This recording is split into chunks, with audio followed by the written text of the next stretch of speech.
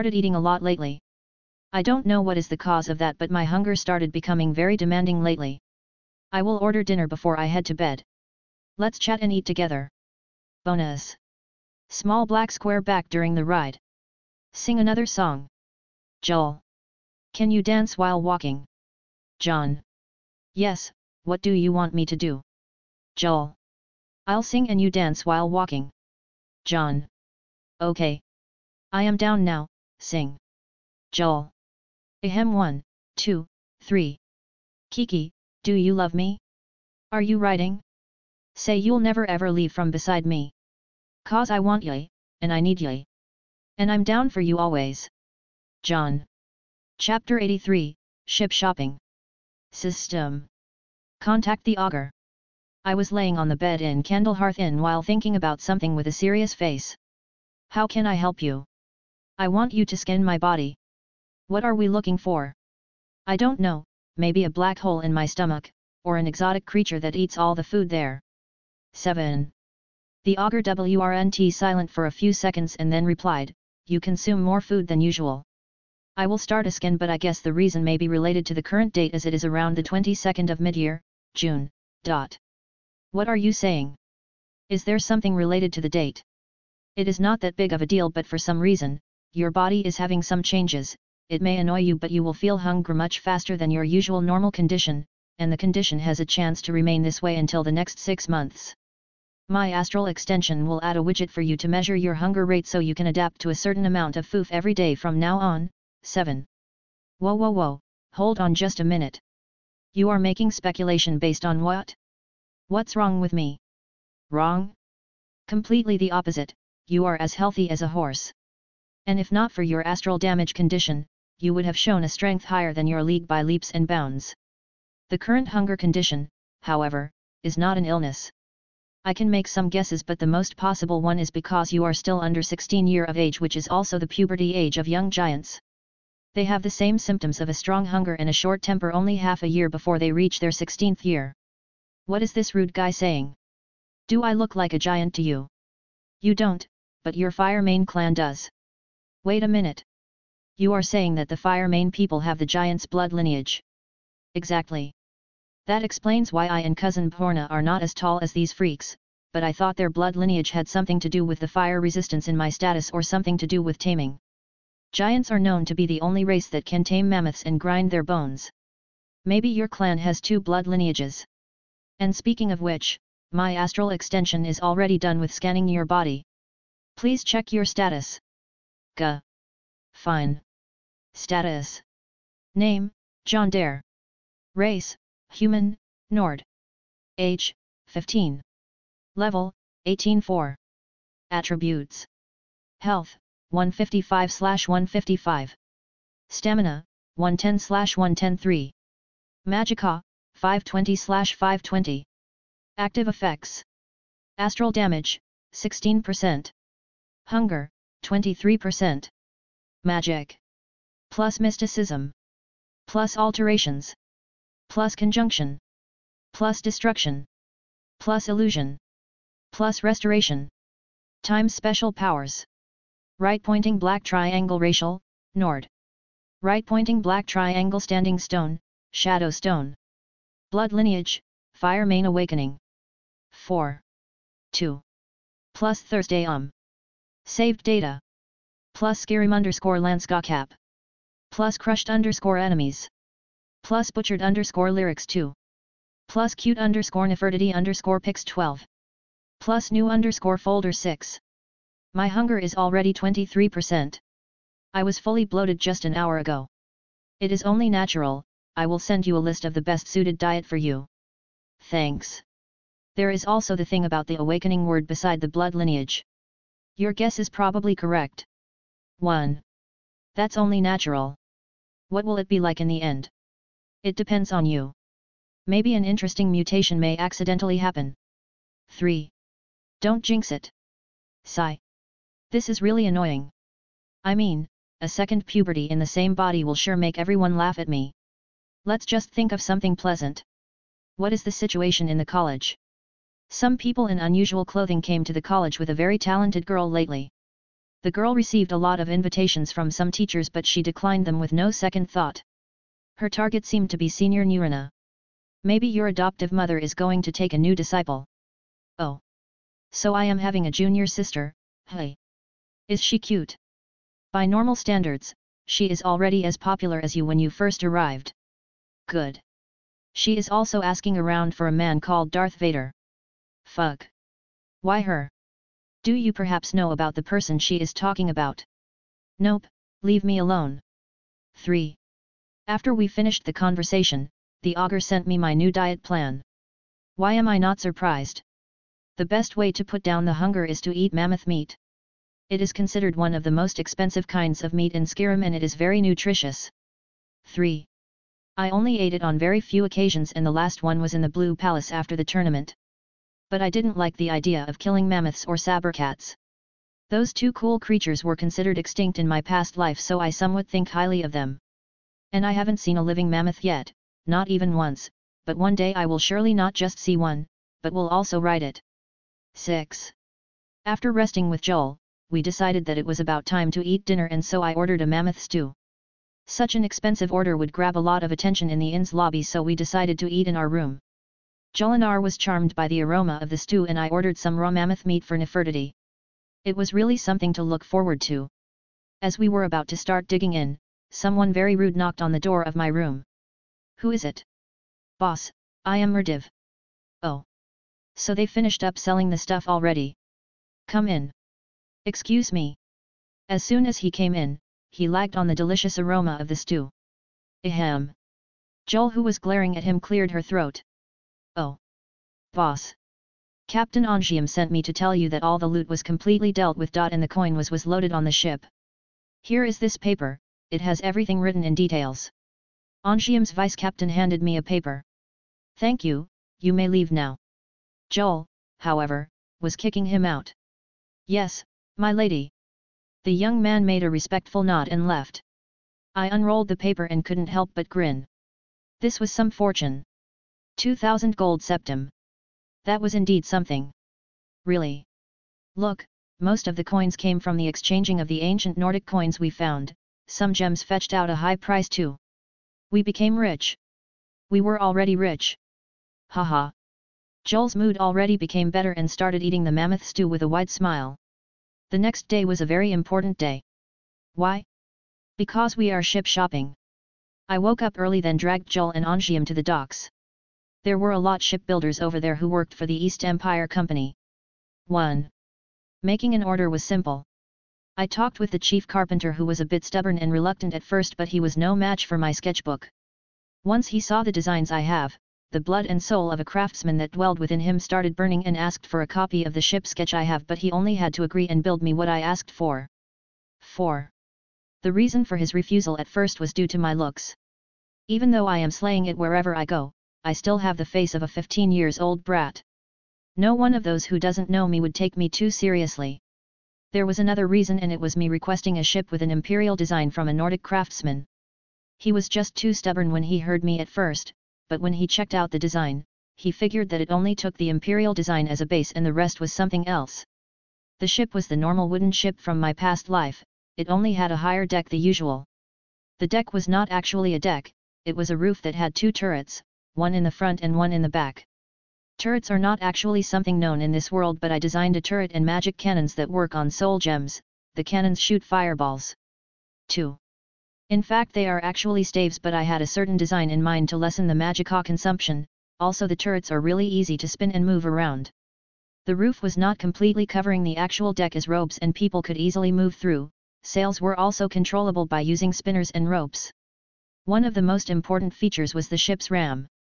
The ram is a gigantic metal drill that is fixed in front of the ship between the keel and the forepeak. A/N, keel, a long fixed fin at the bottom of the boat that aids in stabilization. Forepeak, a front protrusion of the ship used as a platform for crew operating sails on the bowsprit. Apart from that, I left the sail design for the shipbuilders. I don't have much experience in this area. The ship was a brig type and I wanted to order 2 of it. 4. The chief carpenter said that he can only start on only one right now and will finish it by the next month. The price was argued about for a while, but I was satisfied from the start. Leaving the office of the chief carpenter, I had some plans in mind, so I took Joel and walked back to the city. While I was walking, I met a certain old friend that I haven't met for almost half a year. John Boy. Uncle Glover. Glover Mallory, Delvin's younger brother. He is one of the thieves I grew up in their care. He is a very crafty and smart thief, yet he is always quiet and likes to keep it to himself. He is also an expert blacksmith and one of the few who knew the technique of crafting and fixing bone mold armors. It has been a while, old man. Hee. Who are you calling old, you brat? Look at you, you smell like a lot of money now. Let me guess, That's some 1,000 gold, you dog. Haha, and you smell like a measly 100 gold. You sure still can sniff, right? Ha ha ha. Ha ha ha. Who is that? Joel looked at Glover and asked. Oh Joel, this is Glover. Glover, Joel. He is a senior of mine at my previous work. And she is my attendant. Attendant? You sure have a lot of money now. The last thing we heard about you was you magically becoming a Thane in Winterhold. How did you pull that one out? Hee. Just as you said, magically. 2. Oh. That sure sounds like a grand tale, but it seems like I have to hear it another time. Why not? Come to the tavern and let's catch up. I am afraid my ship is going to sail in an hour. I found a new job outside Skyrim and I'll just move over there. Oh. So it's that thing then. Are you by any chance heading to Morrowind? Not exactly, not the mainland at least. Solstheim. Yes. Did anyone bother you? No. I just can't stay around Riften anymore. I see. He was willing to go by all means. I also know the reason. After a fast catching up with him, we parted ways and he went to the docks. What a poor soul. He must be feeling so much guilt. The story of Glover is not known to many players, but some may know it. He is not one of the NPCs that would leave a big impression, unlike his charismatic brother Delvin after all. In the game, he made an appearance in the DLC expansion, Dragonborn. Many years ago, Glover Mallory went on a job near some village, but an accident happened and he had to hide in some barn. A woman found him and they fell in love, Blah, blah, blah. 1 year later, he found out that his wife is pregnant and chickened out. After that he ran from the village and his wife, never to be seen again. Many years later, Brynjolf recruited a new member to the guild and that was the daughter. Those who played the game knows her as Sapphire, a very annoying and grumpy girl. 2. However, when Glover saw Sapphire, he recognized her and felt so much guilt. He could only do what a thief can do best. 5. Run. Just like many years ago, he ran away again. Not from responsibility, but from guilt. Sigh. Life. Bonus. Small black square Don vs Jon. Hey Big Don, give me some action chapter. Jon. Nope. Don. Side novel. Jon. Nope. Don. Bigger chapter. Jon. Nope. Don. You traitor, so the rumors are true. You are making a new novel of a MC with a badass background. Humph. Don, grins while fixing the glasses with a finger too. That's it, fuss ro da. Jon, 1. Nice try boy. Don, presses backspace 2. Chapter 84, She is my aunt. 1. The business with the shipbuilders was done by the next day. I paid 500 gold septim as half of the price up front. 2. This ship will be the first sailing ship of its kind in this world. Mixing the ideas together took me a lot of time and studying, but I am sure it will work. 1. I wanted to make a magical engine or something like the Dwemer machinery technology, but I think this is still too advanced for me to apply. The idea of having a power source like a magical battery is still hard to apply. 11. Anyway, my business here was not over yet. I wanted to make some arrangements taking the chance I am here. First, I went back to the main avenue and looked for any beggars. As soon as I found one, I paid them for some information about the city. Beggars in Riften are a top-notch information network if you could withstand the smell for a few minutes, and the same goes for the beggars of anywhere else. In this world, there is an old tale about the beggar prince. It said that long time ago in Valewood, the home of the Bosmer aka Wood Elves, there was a prince who was the 13th between his siblings. He had no influence, neither did he possess a talent to make him stand out, that made him decide to leave his home and venture for fortune on his own. During his travel he saw a beggar being bullied by people. He saved the beggar, who eventually turned out to be Namara, the Lady of Decay and the Didrik Prince of Rot and Disease. After knowing that, the prince saw opportunity for himself. He begged Namara for 33 days and 33 nights to take him as an apprentice. Finally, Namara accepted and decided to reward him for his strong will. She said, I grant you the power of disease. You may choose to be afflicted with any disease you choose, changing them at will, so long as it has visible symptoms. However, you must always bear at least one. And I grant you the power of pity. You may evoke pity in anyone that sees you. Finally, I grant you the power of disregard. You may cause others to disregard your presence. The prince was horrified by these terrible gifts, but Namara said, as you begged at my feet for 33 days and 33 nights, so shall you now beg for your fortune in the cities of men. Your name will become legendary among the beggars of Tamriel. And as Namara predicted, the prince became an irresistible beggar. None could see him without desperately wanting to toss a coin at the huddled form. However, the prince also discovered that the power of disregard gave great access to the secrets of the realms. People unknowingly said important things where he could hear them. He grew to know the comings and goings of every citizen in the city. Now, the point of the story is: want to know anything? Just go and ask a beggar. That is why I paid for a beggar and promised more if he can bring me all the information I needed. What I needed was the movements of the undercurrents in Windhelm. I was curious about the movements of Ulfric Stormcloak and the war he was about to start. As an individual who knows the future, I want to know if my existence and the action I took so far may not change or influence the future. I want to change the future, but not anytime soon. The reason is simple. If I lose track of the future, I know by changing the events too much, I may cause problems I have no idea how to solve. For example, the changes in Winterhold are obviously something that did not happen in the game. I even killed Sabai Blackbriar, who appeared in the game, to prevent any harm he may cause to Wulfar and Sviti. Same goes for how I encouraged Jon Battleborn to become a bard and get proposed to Alfina Greymane before anything happened between their families. This may not seem anything harmful, but the changes in Winterhold may cause the people to distance themselves from the civil war. Also the problem between me and Sibai may weaken the power of Maven Blackbriar, as I heard she was being targeted by the Fire Main clan lately, which eventually may cause more bad luck to the Thieves Guild and will also worsen Maven's situation as an Imperial operative in Riften. And finally, if Clan Battleborn and Clan Greymane were to tie their friendship by marriage, then it will be unlikely for them to choose different sides in the civil war. None of that is bad at all, but I don't want the future to change. Not because I want a civil war or a dragon break to occur. I know that they will happen sooner or later, so I prefer them on a certain chain of events I can predict it or even use to my favor. The augur told me few interesting things about fate and how people can predict it by prophecies and change the fate by going against these prophecies.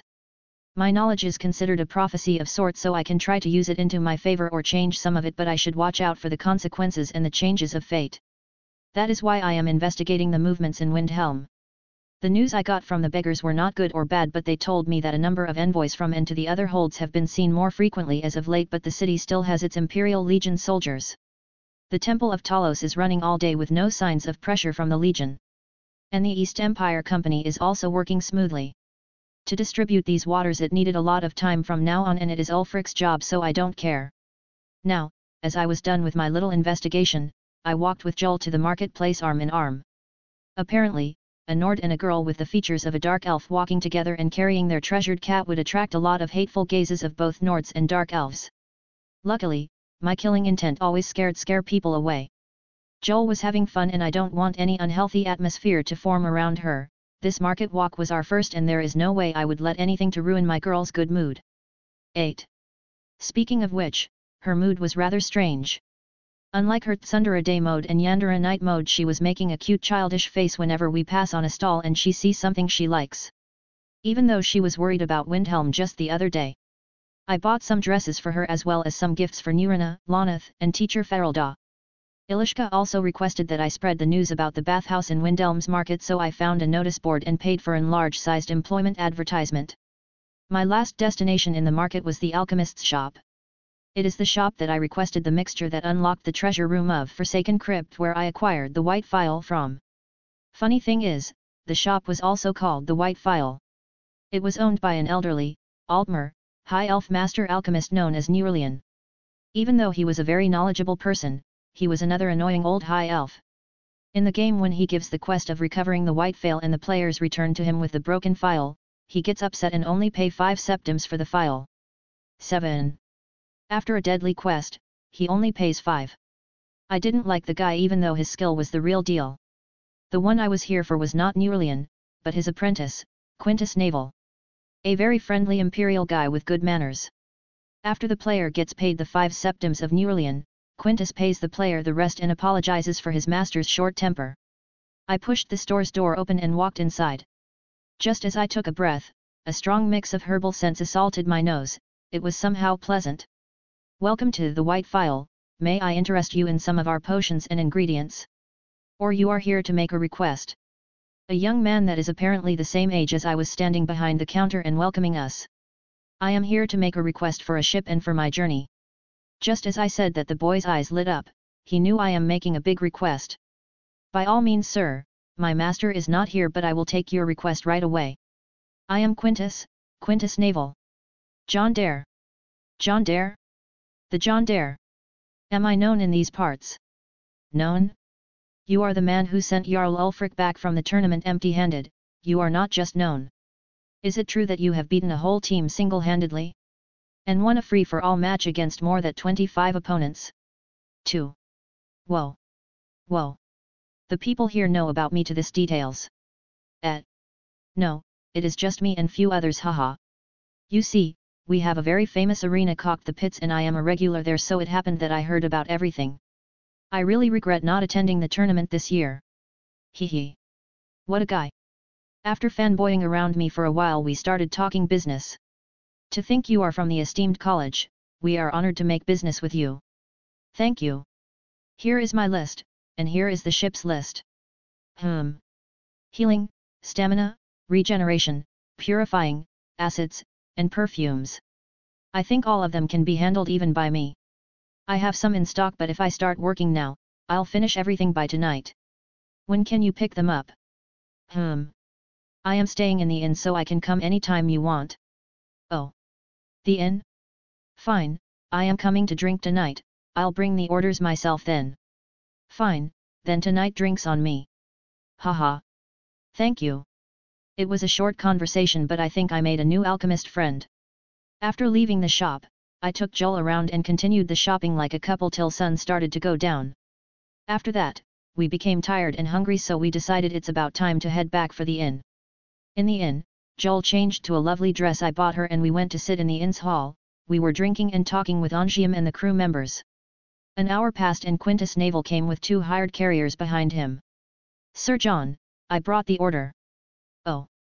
Thank you, please join us. Angium, take care of the crates. Quintus sat and we continued the conversation from the store, then we talked about alchemy, enchanting and magic. After that we started talking about the pits. The pits is Windelm's arena, one of the most brutal arenas in Skyrim. It has a prisoners fighting tournaments and death matches. Even killing the opponent was not considered going overboard. The next set of matches will be the day after tomorrow, it will be heated as ever. You must come, I promise you won't regret it. I will for sure, my friend. No, I want to talk with you about an important matter. By all means, go ahead. You see, part of my objective in this visit to Windhelm is to meet with the assistance of Master Newlian. With me? Quintus became surprised. Yes and no. I didn't know who you are at first, but I just had an important business with your master. But I am afraid something may go very wrong. Quintus was surprised, but he managed to calm down. Fine, my friend, I am listening. You see, just like your master, I am also obsessed with the white phial. Now hold it right there. If you are trying to befriend me and say you want to help my master and want to take a look about his research, I am afraid you came to the wrong person. No, nothing like that. Then, I researched the historical records about the white phial and discovered its location. What? Are you saying the truth? Yes. But that's impossible. My master has spent most of his life looking for it, and you just said you, who is not older than me, just found its location. I was lucky. Lucky. And as a mage in Winterhold, I have access to historical records even your master can't acquire. That is not very good for master. He will be shocked. I know, he is an old person and he will get affected by disappointment really hard. I found out after I learned how much is he obsessed with the phial. But that's not even the end of the story yet. There is more. Yes, I am an adventurer, and to me, such a clue is something irresistible. I went to the crypt where the phial was kept and recovered it. Impossible. Quintus stood up suddenly with a serious face. Shush. People will notice. Ahem. Sorry. He sat then whispered, did you really find it? Yes, it is in this wooden box. I was intending to share the discovery with your master and study it together with him, but when I found the phial, a tragedy struck. I opened the box and showed the phial to Quintus. He was amazed and in awe, but when he saw the crack, his expressions turned as if he saw horror. Why, you broke it? No, I didn't. I actually incapable of even scratching it. The phial is made of the first ice that fell on the throat of the world, and it is mostly indestructible, unless you are its creator. Are you saying? Yes, the creator was the one to break it, regardless of the purpose, we must fix it. And your master can't know of its existence or the truth that it is broken. You are right. If master knows, he may drop dead. But how will we fix it? As I told you before, I was lucky to find its location in an old book, but I don't know as much as your master know. I get what are trying to say. I'll start investigating right away. The items we need are a forsworn briar heart, a powdered mammoth tusk, and finally a snow from the throat of the world. I get it, a briar heart and powdered mammoth tusk are easy to be acquired, but the throat of the world is a different story. Leave the snow to me. It will take me a while, but I will bring it. Your role is to investigate how it can be repaired. After Thaw's conversion we talked about the repairing and we made a few plans. We also spent some time talking about this and that until midnight, then he took his leave. The inn hall was not still empty, as a lovely dark elf bard was singing in a beautiful voice. Hey, sing us something fun. I said as I gave the bard a coin. She saw a silver coin and became all smiles. She started singing a sailor's song that was pretty popular. Some couples couldn't resist and started to dance together. Just as Jolinar saw that, his eyes became all sparkles and looked at me. She really wanted to dance. I guess we haven't did that together before.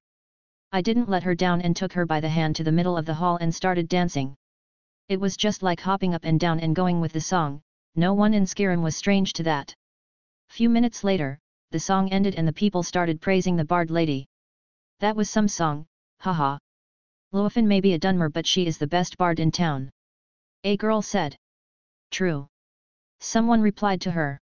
The people were in harmonious mood after the song ended but someone was in a state of shock.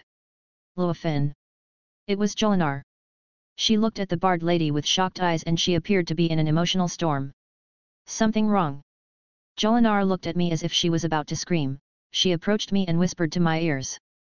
This woman, Riften, she is my blood relative. She is my aunt. Chapter 85, The Pit. Jolinar's aunt? I couldn't help but to look at Riften one more time. It was hard to make a match between Joel and her due to the racial difference as Joel was a half-human half-dark elf, but if Joel said so then it is the truth. Is there any problem with her? We can leave the inn and go anywhere else if you are uncomfortable. Joel looked at me with a pained expression. There is no ties between me and her. It is just she may know the bastard who assaulted my mother. Joel said what she has in heart. I understand. Let's wait until the people go away to bed and we will have a talk with her. Joel, who was in a bad mood, was not really in the right mindset, so I took her to our room and tried to calm her down. Some time later, the inn outside had no movement and it seemed like everyone are in bed. Let's move then. I casted scan and pinpointed where Riften is. After that, we sneaked out of our room to hers. As we entered Riften's room, she appeared to be sleeping. Joel closed the door as I started to cast muffle around the room. Now, even if a dragon break happened in this room, no one will hear anything. I finished the spell and gave Joel the green light nod. She now can do whatever she wants. Joel walked to the bed, looked at Riften's face, then climbed on the bed. She unsheathed her dagger, then sat with all her weight on Riften's chest. Gah! Azura! What th? Get of em! Pa! Joel slapped Riften. It was a splendid slap. This is because you betrayed my mother. Pa! Aau! This is because you made her cry every night. Please stop. Someone. Don't worry, not a single soul can hear you here, even if you screamed your lungs out. Use, just who are you people? Don't recognize me? I am so offended, dear auntie. Mabia? It can't be. Pa. So you remember me? Long time no see. It has been more than 10 bloody years. Mabia. Please, stop. Get her of me. Sorry about that. No. I feel very comfortable up here. Pa. Please, I beg you. Riften started crying. Hee. Yes, please beg me more. The more you beg the more I get tempted to carve your face out with this knife. Please stop, Riften Wow. Pa. Don't you ever say her name with your dirty mouth ever again, you whore. I'll cut your tongue out. No. Oh boy. This is bad. Joel lost her shit. Wait. Let's not cut it right now. I had to pull Joel from Riften before she does anything stupid. Let me. I'll kill that bitch. Let me do it. 1. Calm down. Calm down. Easy. We still need to know many things from her. I started whispering to Joel, trying to calm her down. Joel calmed down a tad, but she was glaring daggers at the crying timidly Riften. She was clearly very angry at her. From what I could understand and what Joel told me before, her mother had a sister and they were pretty close. They both became bards and worked together at Windhelm's taverns. After the incident with Joel's mother and her decision to keep the child, a lot of Dunmer turned their backs on her. That was normally and to be expected, but the one thing that wasn't expected was Riften abandoning her sister Riften. Riften was shocked. The only person she was planning to depend on abandoned her easily, just like anyone else. They grew up together and learned the art together, yet being abandoned by the most trusted person sure left a bitter feeling. Riften felt betrayed and thought it was about time to leave Windhelm. She kept going with her 4-year-old Mabia until her death in Falkreath. Mabia, who later became my Jolinar, has suffered a lot through her life and nearly lost her sanity until she fell in my hands. 2. And now, this was to be a warm reunion between bloodkin, somewhat turned into a raging storm that could be seen happening right in front of me. Okay, you need to calm down for a bit. And you better answer my questions or I will let her do whatever she wants with you. Riften, who was sobbing and holding her swollen face, nodding while crying. It is pretty simple, who was the one who assaulted your sister 16 years ago? Hey! Yo, you want to know that? But he is dangerous. Really, now? Are your head full of fart? I am dangerous too. I closed in on Riften and evoked lightning magic. My hand started making electric cracking sounds and Riften started crying. Please sob, I'll tell. Acting like a hooligan always gets shit done. From what Riften said, the man seemed to be a known brute in the arena, his name is Iron Fist or something. Well, if he is in the arena, killing him will be a piece of cake. Can we kill her now? Joel was all out for blood. I raised my hand to stop her before she do anything rash. I still had one last question. Why did you betray your sister? Riften, who looked haggard and beaten up, looked at me with wide eyes, then her expressions crumbled and clenched on her teeth. Betray? Why would I? I would never do such a thing. Hey? I was the one who got betrayed. Did you think I just abandoned my sister because she had a child with a Nord? Did you? To be honest, yes. I gave my everything to him, and yet he went behind my back to her and I knew about it. Even when she refused him time after time, he got drunk and then raped her. He was just using me to get to her. Everyone wanted Riften. She had the beauty, she had the body, she had the voice, she could write songs I could not, she could do everything right. And I always thought she needed me and she can't be successful without me. Then she abandoned all that for a child. She didn't want to sing again. She gave up on everything because of a damned child. What else could I do? I was meant to sing, I was meant to play music, but without her, I found out. I was nothing special. You hear me? Nothing special. It was always her, she could have done it all, but she abandoned all the glory and the money for a damned chiel. Gup. Well, my ears are ringing. She was so loud that I had to punch her to oblivion. I didn't see that coming at all. Women truly are complicated. Riften, who appeared in the game, was an NPC with no features or background.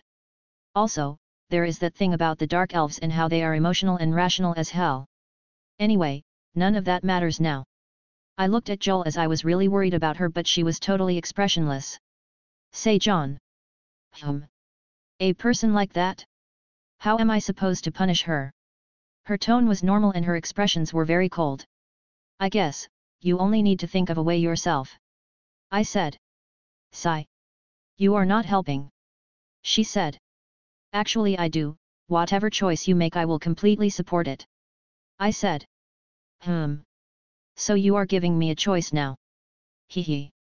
Well yeah, just this once. I normally order her around and tell her what to do and what not to do, but I guess this time this will help her mentally if she took the right choice. Killing her won't do. Joel said, she is a miserable person, letting her live is the best way to torment her. Ho ho. Interesting. She came to me and sank in my embrace. Let's heal her and leave her be. She then added with a smile. I am proud of you. Hee. I know. Let's go to our room. I said as I took Joel away by the hand. Next morning, Riften reported that she was ill and caved in her room all the morning. I took Jolinar and went out to tour the city like couples again. I guess we are a couple now. Honestly, I cherish her very much even though we set our relationship as master and subject, but I don't mind her getting closer than that at all. Yes, there will be boundaries, but I can take her as my second wife if I ever got married. 10.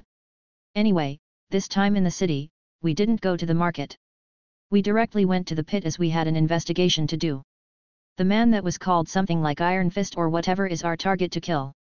As we walked into the area that was between the Grey Quarters slums and the docks gate, the number of thugs increased and it looked like some place I am familiar with. Anyway, emitting a bloodlust in these situations is surely a way to clear the road effortlessly even though it costed some magicka. After we reached a certain building, I started asking around until I knew what to do. Looking around for a man called Benkham, I found him in a place that can actually be described as a pit. You are Benkham. Hello. Interested in fighting in the pit? The rules are strict, but if I don't see it, it didn't happen, know what I mean? Know what you mean? Is there a chance to fight as a pair? UAND, that girl. Yes. Fine. Pay the fee and tell me when you are ready to fight. I was planning to do just that. Is there a chance to fight tomorrow? Nah. Tomorrow is just for the big fights and challenges. Well, unless you show me something good today. Fine, we will fight. We were already in our gear, so let's not waste any time. After some time, me and Joel went in the arena. It was an area under the level of the ground with many cage doors around the place. The walls were grey, the same was as all the structure in Windhelm, and it was annoyingly not vast. Now everyone. We have a new blood, a fellow with the name of Darth Vader being followed by a girl are here to prove their worth in the pits. Mind if we begin with the usual? 7. The usual? Just as he said that, one cage door opened and from the darkness within, something emerged. A wolf. No, 2 wolves. How annoying. Now, let the fight begin. First it was 2 wolves, then a death prisoner, then some other new blood, then another prisoner. We won swiftly and with ease, even though I and Joel were using spears to hide per true skill. Nothing in the usual day fights was anything interesting. 1. After the 4th match, I noticed that some crowd began to gather. So Benkum. Are we fighting tomorrow? You can only issue a challenge in the end, but tell me beforehand so I can make everything smooth. I guess I understand him. I took out some silver septims and gave them to him. Mind if you tell me about a fellow with the name of Iron Fist? Iron Fist? You want to fight him? Something wrong? No, but normally people would pick a fight against the strong ones or the weak ones. The ones in the middle are not that interesting. 1. So I can fight him tomorrow or not? Yes, you can. Fine, make it happen. Chapter 86, The Challenge. Wolfer's POV. Winterhold is the coldest place in the world, no argue about that. We Nords don't mind cold, no argue about that. Then why? Just why is this forge so damn hard to fire? I only arrived here a week ago and I am supposed to be Jon's chief blacksmith, but things are not all butterflies and unicorns as he used to say. Starting a fire in this town is tough. A blacksmith needs to have a good source of air, but with the wind in this town, I am facing a challenge after a challenge. 4. Jon suggested something long ago like applying a magical rune to keep the forge hot and running, but I am normally used to adding fire salts to the forge in Riften with the techniques I learned from old Ballymun, so it served me good up until now, even in solitude with its cold sea air. Yet, I am hating this town non-stop since I came. I only arrived here after Ongium Scarmouth paid me a visit with a request for a capable blacksmith to keep the sailors and Jon's guards all geared up against the pirates. When he came, he had a letter for me that came from the headmistress, or who should I call Archwizard Nurina now. It was the same shopping list she sends to Jon. Now I learned the feeling of how hard it is to deal with such an irresponsible person as Nurina. Before I leave, I was a bit worried for Sviti and Porna. Sviti seemed to be having fun lately, but Porna on the other hand was having trouble with eating lately. 1. Anyway, after having a trip my life was changing super fast. The first day I arrived here, I had to deliver everything to Nurina and deal with her nagging about her new student. Apparently a girl called Alina with some background was forced on her to be her apprentice by the Archmage of the college, and that girl issued a challenge against Jon for the title of Nurina's legacy apprentice. Not that I care. Jon can do magic since he was 5, why would she bother to begin with? The second day I started working on the forge and I got a nice house from Jon's properties. Seemed to me like he is the Jarl of this place now. Everyone is worshipping his name. The third day, the wind became violent and the work stopped. I paid a visit to Jonald the Drumpf, the best wall builder in town, to build me a windbreaker around the forge. 4.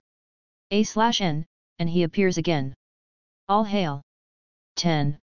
The fourth day, I discovered that one of the bathhouse girls in Solitude became the bathhouse mistress in Winterhold and works under Jon. When I went to the bathhouse, I received a very good treatment and all. This Jon, he is an expert in luxury as usual. The fifth day, we woke up at dawn by the town's alarm. On the sea, a pirate ship was sailing very close to the docks. The pirate's flag was red with 3 cuts. This is the banner of the Blood Horkers. Trudvar, Jon's housecarl, took some men and fortified the slope with crossbows the whole day. The 6th day, the pirates left and it appeared to be a provocation. Maybe they were trying to scout the situation and saw it will be hard to attack. I suggested that we increase our preparation, as I suspect that the next time they come, the pirates will also be more prepared. The 7th day, this morning, something weird happened. Trudvar came to me saying that he caught a thief trying to steal from my workshop, but they heard a scream and because of it, they found the thief. Aside from the thief, the scream came from the screaming chest. An old trick that Brynjolf taught me, it is about attaching a whistle to a small mechanism in the chest. Once it gets opened forcefully, it makes the whistle produce some movement in the inside of the whistle and it starts screaming. This was how the thief got caught. After catching the rascal, he was locked in some hole under the bathhouse. It seemed that Jon had anticipated something like that and prepared something for questioning the thieves. The thief was beaten up until the morning. After he talked, we found out that he was after my tools in the workshop. After further investigation, it appeared that he works for the pirates. This cowardly move of his was to gain merits and stall our work process. I haven't seen the big picture that big before, but it seems that this is how fights happen in large groups. I am sure now, a big fight is upon us, and until the day Jon finishes his training, we are to defend this ground. Jolinar's POV. Riften. 1. Ah. I met her after all these years. I slapped her to my heart content. I always wanted to kill her, but he showed me how much of a pity woman she is. If I killed her, how can she be tormented more and more? 1. Her life itself was enough as a punishment. Pure Dunmer are mostly selfish and self-centered, so she won't kill herself. After we left her room, I wanted to grab my gear and go murder Oblivion out of that man, but he pulled me and told me not to go. He said, "You think you can handle him alone?" I said, "I want revenge for my mother. At least give me that choice." He smiled, he was amused, he grabbed my neck and pulled me closer. I heard his voice whisper in my ears. His words made me obey. I can't go against him. He said I am his woman, he said he can't let me do this alone, he said we are meant to kill together. Yes, yes. How could I forget? I am sorry. Please, Jon, kill him with me. That's my girl. He said it. It made me happy. How can I ever disobey him? How can I ever say no to him? He is my precious. My love. My God. 23. The next day, he took me to the arena and we arranged a challenge against that hateful person. I was a bit rude to Jon, but just as the sun went down, I apologized for my rudeness. 1. Next morning, we are having Mother's revenge. I just hope that next morning, I don't act rudely towards him. 1. God damn it. Why do I always wake up naked and in his embrace? Him. Of all people. 1. I can't believe it. What was I thinking last night? I know he doesn't do anything to me, but this has to stop. You're awake? Yes, let's keep sleeping for a bit. He took his arm around me and pulled me beside him again. Hey, mind where you touch. Really? I didn't grab anything soft, so no harm, right? This. How can he bully me like that? Sniff 8. Let me go, you idiot. Ha ha ha. Why is he laughing? I could barely escape from him after that. He looked somehow tired though.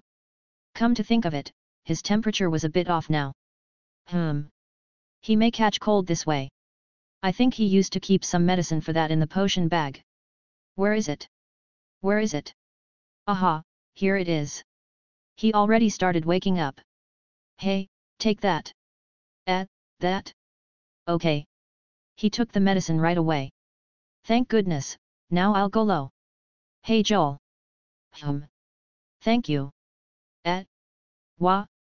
What is he saying? Why is he smiling like that? See, choke on it, idiot, I wasn't worried about you or anything. Gah. He is making me angry again. I can't take it anymore. Jon's POV. Joel was full on tsundere mode this morning. I don't know what got into her, but I guess it has to do with everything going on lately. Anyway, she gave me some medicine this morning and looked super cute when I teased her after it. Well, let's get this day started. Angium came to see me and said he was going to set sail. It will take him 5 days to get back to Winterhold. The last thing I had to do in this city is the challenge we have tonight. 2. We made it look like 2 amateur fighters are looking big and trying to challenge a senior. After a fast breakfast we went back to the pit. The place was crowded, but we found a spot with the fans around the pit. Benkham, the arena manager, was all smiles as it seemed today was a big day for him and he wanted to make lots and lots of money. He started his usual game manager speech saying that the matches will be held as scheduled with a little bit of extra as some new blood will be challenging the veteran fighters. Everyone laughed at the idiots who got themselves into trouble fighting the veterans. Everywhere, those kinds of idiots existed but they had no fighting future as veterans tend to break greenhorns badly. But that is in normal cases. Anyway. The matches started and I was bored as hell. Slow, brutish, and had no style. Some time later, the matches started to get more heated and the contenders were fighting all out. I noticed some brute fighting barehanded against weapon users. He was not exactly barehanded as he is using metal vambracers and metal gauntlet. 1. Hey look, Iron Fist is going all out today. Yet. Energetic as usual. I guessed so too. So that is him. He looked like some puffed up guy with a shaved head and no facial hair. He used some skillful punching techniques and looked capable. He was fighting a death prisoner so he didn't hold back. Even when the opponent got all beaten up and his blood splashed around, Iron Fist just laughed and licked the blood on his face. Yep, he's an $1 hole. The matches kept going until we reached the end. For some reason, Jolinar who was full of anticipation is now absent-minded. And now, for the final challenge. The new blood, Darth Vader, and his partner under the hood have issued a challenge against Iron Fist. Ha ha ha. This is bad. By the 9. Someone is challenging him. Mobs started saying what mobs say. I was getting myself to the stairs to get in the pit. After the wait, I was standing with Joel in the pur against the man. He was tall and bulky with a closer look, not that it matters anyway. Listen kiddo, let's make it fast. I don't know who fooled you to challenge me but I don't want to send you to your graves. We fight for a minute then you will take one hit and don't get up. It will look good be you. 1. Whatever. I replied nonchalantly. Hey. If we can't beat you in the first minute then it's all to waste anyway. So you are going for it hey. Fight. I was in no mood to talk with a dead man any further. I had a spear in my hand and with it I rushed at him. As he saw me approaching as he thought about grabbing the spear or breaking as from his point of view, I was slow. Just as I got close enough to the point he is in my reach. I increased my speed in a blink and stick the spear head in the ground. With it like that, I used it to perform a high jump and in a blink of second, I was over his head. The shock on his face was visible as I was flying over him. He tried to raise his hand and grab the nearest part of me but he completely forgot something. Jolinar just rushed a second later after me and was stabbing with her spear at him. She was still expressionless but her stab was fierce. The man realized the danger and barely could jump to dodge the incoming attack. Even though her attack missed, Joel's movement were sharp and agile. She was clearly in the zone. I closed in again and kept putting the man in a bad spot after the other. After 3 minutes, we have finished dismantling him. He was on one knee barely able to stand. His body was full of cuts and purses. Yo, you bastard! 1. We are just getting started. I declared out making a smug face. I'll get you brat. No you won't. Jolinar replied at him. Move. He was about to stand up but I kicked him to remain on the ground once again. Joel removed her hood and looked at him. He also looked at her. The people around the arena gasped. They didn't think the girl who always hit her head with a hood would be an elf. And from what they made out, she was a half-Dunmer. Iron Fist was shocked, from his eyes I could see a deep shock. So it was you. He said. Jolinar's look was cold and indifferent but she replied to him. It is good that you realized who am I. Now, let's get to business. Chapter 87, Troublemaking. Jon's POV. The fight kept going.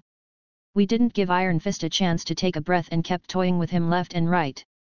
I normally left all the attacks for Jolinar but when he noticed that I am only feinting my strikes, he ignored me and tried to target her. Well, that was not hard. I only had to stab his legs few times anyway. Compared to him, we were much faster. He had no way of stopping us with his brute strength. Of course I can put up a show against him if it came to brute strength but Joel can't so I gave him the illusion that he can come after both of us as long as he tries. Of course he couldn't. Jolinar was frantic in her strikes and he started to fear her attacks. I know he recognized her since the time she removed her hood and he knew she is after his head. The people stopped cheering long ago as they sensed the immense degree of hostility in the match. Most of them already guessed this was a death match.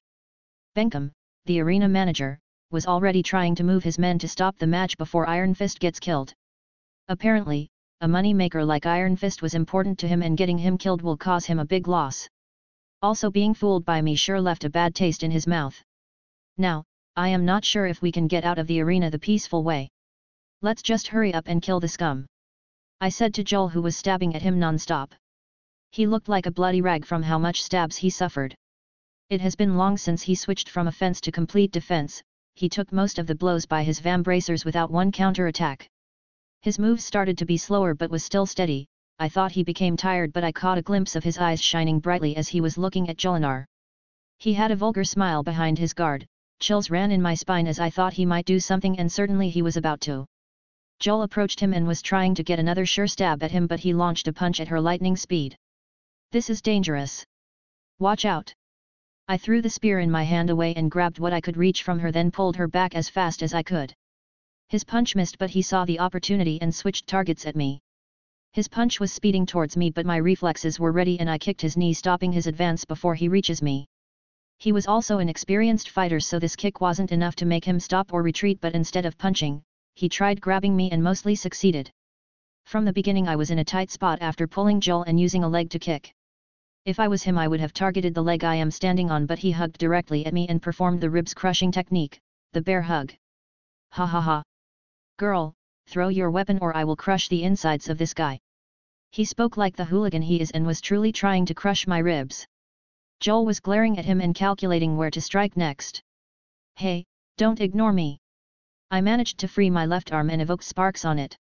Just as Iron Fist saw magic on my hand, his face changed color and tried to evade, but he was at 0 distance from me. I put my palm on his head and casted the lightning sparks. I felt the electricity tickling me through him as we were stuck to each other. The feeling started to get unpleasant as he refused to let go of me. Just as he couldn't take it anymore, he let go of me and retreated hastily. My sides were hurting a bit, but nothing serious, not even a purse will be left. The match already was no more when I started using magic. Benkum signaled the other fighters to go to the pit and drag us out.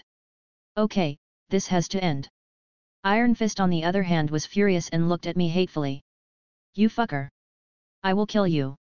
Then I will break her legs and sell her in a whorehouse. Okay, I will just kill you myself then. Joel, leave the killing to me. We are running out of time.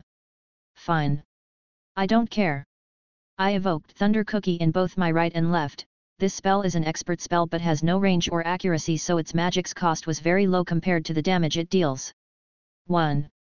After getting ready, I put on a serious face and shouted at him. Come at me. Iron Fist roared and charged at me, giving his best punch. He was sure that if he couldn't overpower with his strength, he and the other fighter will overpower me with numbers. To the punch he threw with his right, I also punched the Thunder Cookie in my right. Kaboom! The outcome was simple. Not even Iron Fist with his fame in throwing punches can take the half-assed Thunder Cookie. A/N, not even the immortal Iron Fist himself, I tell you. Thunder Cookie tend to make a thunderclap every time it strikes. The strike was enough to deafen the entire pit. Iron Fist looked at his arm to see that everything has turned to a scenario he couldn't predict. His arm was missing. Behind him was a trail of bone and flesh fragments all over the place. 1. Ah. Arg. Goofu. He was about to start wailing from the pain, but I granted him the other Thunder Cookie in my left. It carried him in the air and broke him into 2 destroyed halves. It was splendid no matter how I think about it. I turned to Joel and tried to check on her, but she was absent-minded for some reason. Joel. Joel. Yes. We are about to go through those brutes. You okay? Yes, yes. It is just, thank you. You welcome. Conjure a frost Atronak and hide behind it. She nodded and started casting. You are not getting out of here. The man you killed is worth 100 gold. Pay up. Benkum the arena manager was huffing and buffing at me between his men. 1. Hee. Let's see if you can stop me. I have already finished up conjuring 4 frost Atronachs. It may be no match for this number of fighters, but I am going to escape anyway. Now. I gave a command and Jolinar followed. Stop them. The fighters lined up to block the way, but that's not the trick. Fuck off. I performed a battle cry, just a second before the clash. The result was devastating. We passed like a hot knife through butter. I had no plan anyway, but it will work until we reach Candlehearth Hall. From there, we will take Nefertiti and escape town before the guards notice. Ralof's POV. We received a report that someone caused a big ruckus in the pit. I don't like the place to begin with, but when I went to check I saw men as big as walls collapsing on the ground and weeping. From what I could understand, someone shouted a battle cry at them. There was also a corpse broken in a horrible way. Eyewitnesses said that it was a man called Darth Vader killed that broken man as his fists made the sound of thunder. 1. By Talos. For such a thing to exist. To break a man like this with punches made of thunder is something I don't want to fight. More than being a strong fighter, the killer is also a strong mage that summoned many walking ice monsters. Magic and its people are always troublesome. But to perform a battle cry on top of that is a scary feat. Someone so strong came in town? I must definitely report this. If this man is not acting against us, then Jarl Ulfric will try badly to rope him in. Captain Tain. Captain Ralof. Huff huff, one of my subordinates came running for me. He was supposed to be guarding on the gate. What? Take your breath then speak. Yes. Huff huff, just coughed just a minute ago. One man passed the gate with force on top speed. He was riding a horse made of fire. We couldn't stop him. Horse made of fire? What is that?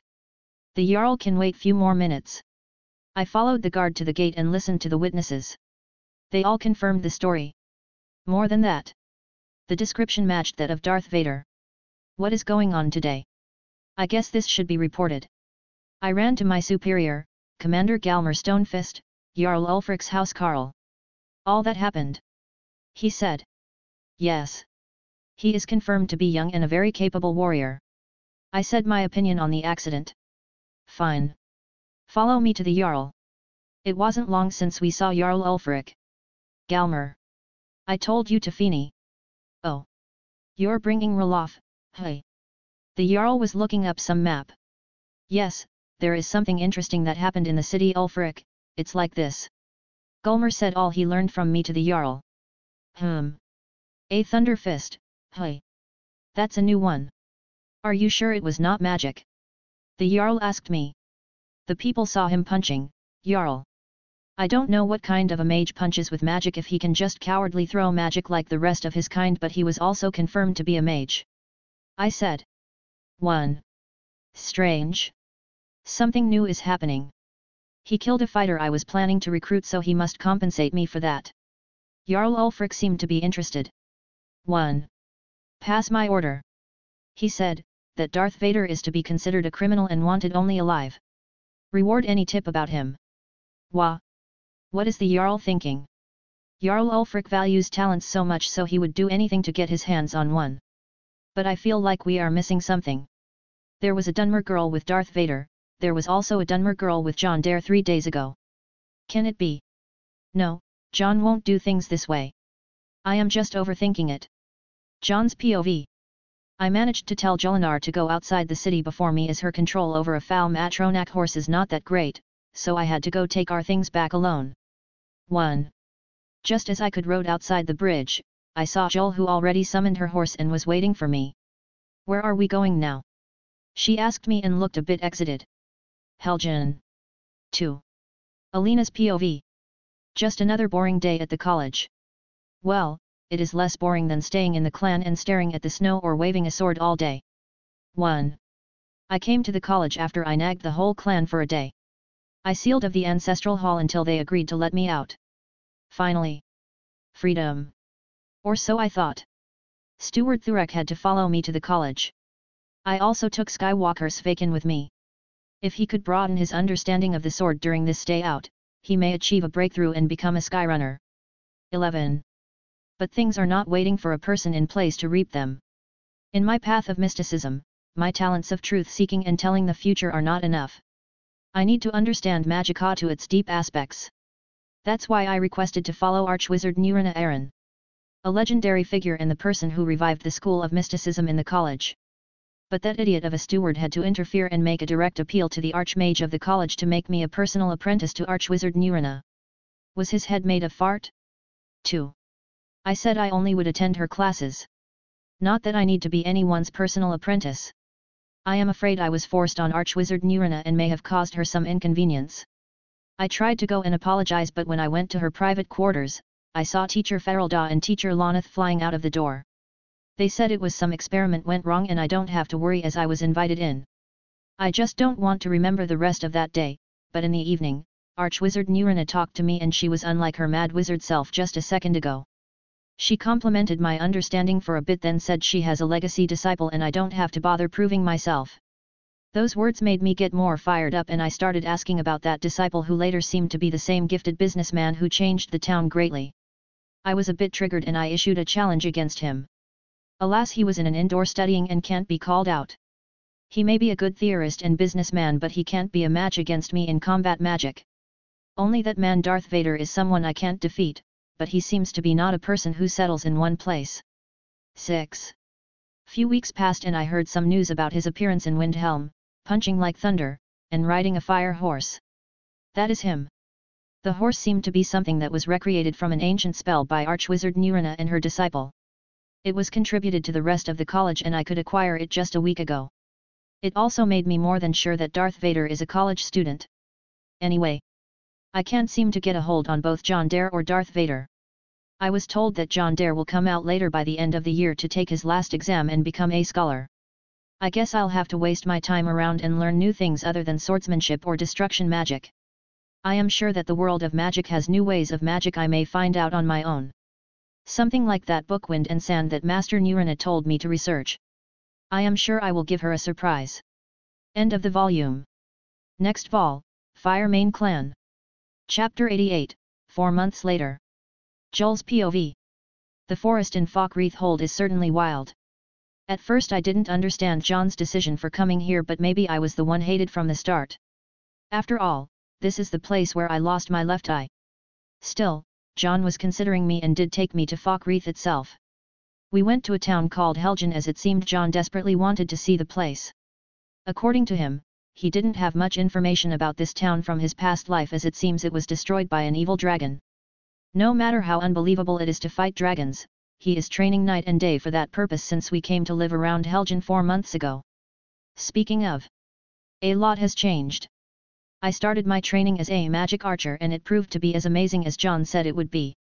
Flame exploding arrows, shock multi-target arrows, frost trap arrows, force arrows, illusion arrows. As long as there is magic, there is an arrow for it. I tried to train the Thursday like Jon, but he said for normal people it would take ages to comprehend one meaning of a single word. The vexing thing is, when I finally managed to learn one word in those 4 months, he has managed to comprehend a whole new shout. Not just that, he created a brand new original shout that has a strange effect. I don't remember what it was called, but it is one truly pathetic shout. 7. Anyway, he also found a martial path for himself that greatly suited his magic and combat way. He abandoned his weapons for the current training and now is using only his bare fists. 20. That's why we are not living in Helgen. Still, I come here every day to get our food and other things. Luckily we had a lot of money in gold and we took some jobs from the town and the Imperial garrison here, so our funds are far from running out. Jon loves money and he made sure to not run out of it. Life can never be any better. Me, him, the annoying cat, and no one else. This is my ideal life. But it is almost over now, our training is almost complete and we have to go home to Winterhold. We will have some stops along the way, so we will not get home immediately. Jon kept saying things about a hunt or something. We will also sneak somewhere very scary. I don't know why I kept thinking about all these stuff. I am on a job now. Some wolves attacked a peddler on his the way from Falkreath to Helgen, so the garrison put a reward for thinning the wolves' numbers in the forest. Jon didn't bother hunting some wolves. To him, hunting now is about how far can he sense a presence with magic, and his detection magic became scary lately. And he has to spend time with his new friend Jack now. He said he will have to kill him before we leave Helgen. 3. The hunting didn't take me 3 hours and I filled the cart I came with. Now I have almost 9 dead wolves here. The strange thing is, the wolves were somehow skinny and looked like they haven't eaten in a long while. This is unnatural. I even saw small wolf cubs, but they were so small and hungry. I wouldn't go after them unless they try to attack. Fortunately, they turned tail and ran. Jon may know what broke the balance of the forest, as he is one of its dwellers now. Now let's head back to Helgen. Young Joel, come take a look. Some meat from Whiterun. Thank you, uncle. Young Joel, haven't seen you in the prayer tomorrow yesterday. Sorry auntie. I was hunting. Young Joel. The clothes you ordered are finished. Thanks grandma. I'll come before sunset. Young Joel, this. Young Joel, that. I'll murder you people. Since the time I settled in this town, I became very popular. Hunting brought me some money, but people strongly like to interfere in my business now. Why did it turn like this? I know why actually. Before I leave, Lady Nurina gave me something and I tried it. The effects were not fast but they were disastrous. Everyone and their mothers suddenly started to like me. Jon also noticed and made a thumbs up as approval. Life became somehow easier but a bit annoying since then. I guess it's for the greater good. Now, I just need to deliver the hunt and go find Jon. Perfect Adrius. Today's hunt. Huntress Jolinar. Thank you. 9. All are perfect kills. I can't help but to praise your skill. Thanks. How much will all that worth? Let's see. I negotiated with Perfect Adrius for the price and it was a win. Always a pleasure doing business with you, Huntress Jolinar. If any of those annoying soldiers harassed you, just come to me directly. I think Jon will take care of anyone who may have funny ideas. That's what I am afraid of. I am telling you to come for me for things not to turn out like last time. Just how can a girl like you communicate with that caveman? 1. Ha ha ha. I'll do that then. Last time. Sigh. A soldier from the garrison harassed me and I told Jon, things didn't turn out funny after that. Jon slapped the soldier's dead ancestors out of him and his drinking buddies in the middle of the tavern. 5. A rumor came out after from day that a slap from Jon is a straight way to oblivion. Jon maybe have became a bit too powerful in this training session. Putting those thoughts aside, I kept coming and going around the town and bought the things Jon asked for. He needed some new clothes and larger boots. He also needed some mammoth meat that we always order. 1. We actually started hating the mammoth meat from how much we ate it, but it was very important to Jon's current growth rate and, to mine too. 7. Anyway, he suspected that this rapid growth state of his will come to an end in a day or two, so he started to pack all things for our departure. After some time, I arrived at the forest once again and took the way south. There was a cave that Jon and I lived in. Just a small cave with only one room, but it was cozy and nice. There was a small stream nearby and the area was mostly safe because of Jon's presence. Meow. Here you are. We were looking for you this morning. Nefertiti, this annoying cat, became very moody lately. She wouldn't listen to anything I say. Strangely, she has an understanding with Jon and only listens to him. I carried her before she thinks of running away and started walking to the cave. Just as I was about to walk in the cave, a tall shadow came out. Joel, you came. Jon's POV. Joel, you came. Finally. She must have brought it. Joel. Take this. What's wrong? Why is she lagging? She was eyeing me up and down. Something wrong with me. She got closer and looked at me. You got a bit taller. What? Again. I am sure. Crap. This is crazy. I have grown too much lately. Just like a bamboo cane after rain. This is not good at all. My appetite is endless too. And you need to shave your beard. WHST kind of a 16 years old has a beard. She said. I am just too taken aback to reply right now. Unlike what she said, I am not 16 yet. My life is going completely in a weird direction since I came to Helgen. I have grown taller than I used to be. My facial hair came out of nowhere. My muscles changed dramatically. Even my fighting style became something new. I only wanted to use this journey to heal my condition of astral damage by absorbing a higher grade vitality, but it wasn't a problem at all. I managed to hunt more than 9 trolls and everything was solved in the first month alone. That time, I had nearly 4 months of free time. So I decided to train Jolinar and myself on our new fighting styles as well as making a new shout and some spells. Even though most of it was a success, I didn't notice the physical changes I was going through. Mostly because I literally caved myself and put more effort in training and research. Sigh, If only I knew, maybe I could have prepared myself mentally, but I took the shock too hard. Even my clothes didn't fit me anymore. 1. I had to tear the sleeves of the college's robe, luckily the enhancement didn't cover that area. Other than the robe, nothing fit me anymore. I had to buy big pieces of cloth to cover myself with it. I looked like some ancient Greek guy. But finally, Joel has brought clothes that fits me this time. I was afraid of never finding anything that fits, but it was a baseless fear now. I can finally have something comfortable. How tall did you get now? Joel asked while giving me a bag full of soft clothes. If I got taller like you said, then I am 206 cms now. Damn. If I ever achieved this height in my past life, I would have been famous. Yep, I would have joined the national basketball team or something. The scaled cuirass you used to have, does it still fit you? Nope. You can have it. So you are not going to use any armor at all? I'll look for something that will fit me. Joel took the scaled cuirass happily. It is actually a perfect piece of armor. Maybe she was skinny 4 months ago, but the mammoth meat showed an amazing effect on her body. She also was secretly using some herbal mixture I don't know about, but it was something made of juniper berries, purple mount flowers and some oil. If I have to guess, then it is something for women. Why did I think like that? Well, because Joel's body also started to change. She has grown some boobs. 9. Joel, of all people, managed to quit being flat. I tried to ask her, but I was told off badly. I could only ask Nefertiti to spy on her. Anyway. In terms of physical changes, I was having a nightmare, but she was living the dream. Sigh. Life. Anyway, I don't have time to try the clothes. I have a meeting with my buddy, Jack. Today I am killing it. As I was heading out, Joel called for me.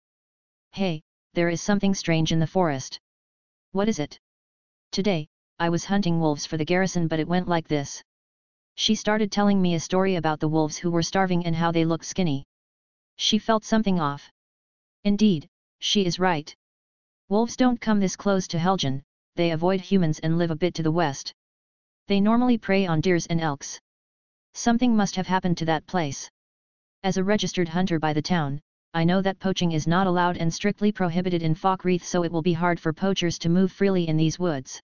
My guess is, some beast stronger than the wolves drove them away. Interesting. After I kill Jack, I'll go look out for whatever that is. Thinking of Jack, I left the cave to Joel and put force in my leg to run in the forest. I used Empower, a new spell that I came up with so I can run faster, hit harder, and defend better. It was not casted like a normal spell. It was intercasted like a game power. This is one of my new achievements. I finally can active a spell on myself without casting. This is a huge breakthrough on my part. My running speed was not something a normal human, no, even a trained human cannot run as fast as this. As mages tend to neglect physical power and look down on it, while warriors did the same about magic. I found a way to puff physical power with magic and boost my strength. Due to that, I kept running at the forest until I reached a certain place. Jack. Come out wherever you are. Roar. Here it is. My buddy Jack. It is a black-furred 2 meters tall cave troll. As soon as I reached his territory, he became mad and threw a big rock at me. You three-eyed stupid gorilla. Who taught you to throw stones at visitors? Jack didn't hear me and roared again. He was still furious from the beating he took 3 days ago. Today will be the last fight. Now come at me. I went all out today on poor Jack. He didn't survive. 11. I remembered the first time I met that idiot. I managed to absorb some vitality from it, then the system informed me that the astral damage condition was removed. I decided to keep Jack alive since then and kept engaging in fights with it as a training. 1. During my growth state I reached the point where I can overpower a troll by myself barehanded. It was a great achievement wrestling with a troll. 4. Today I had to kill it so it don't attack anyone.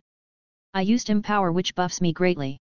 I also used Shock Redirect, which can take the force of the incoming blow and redirect it through the body into a counterattack. 5.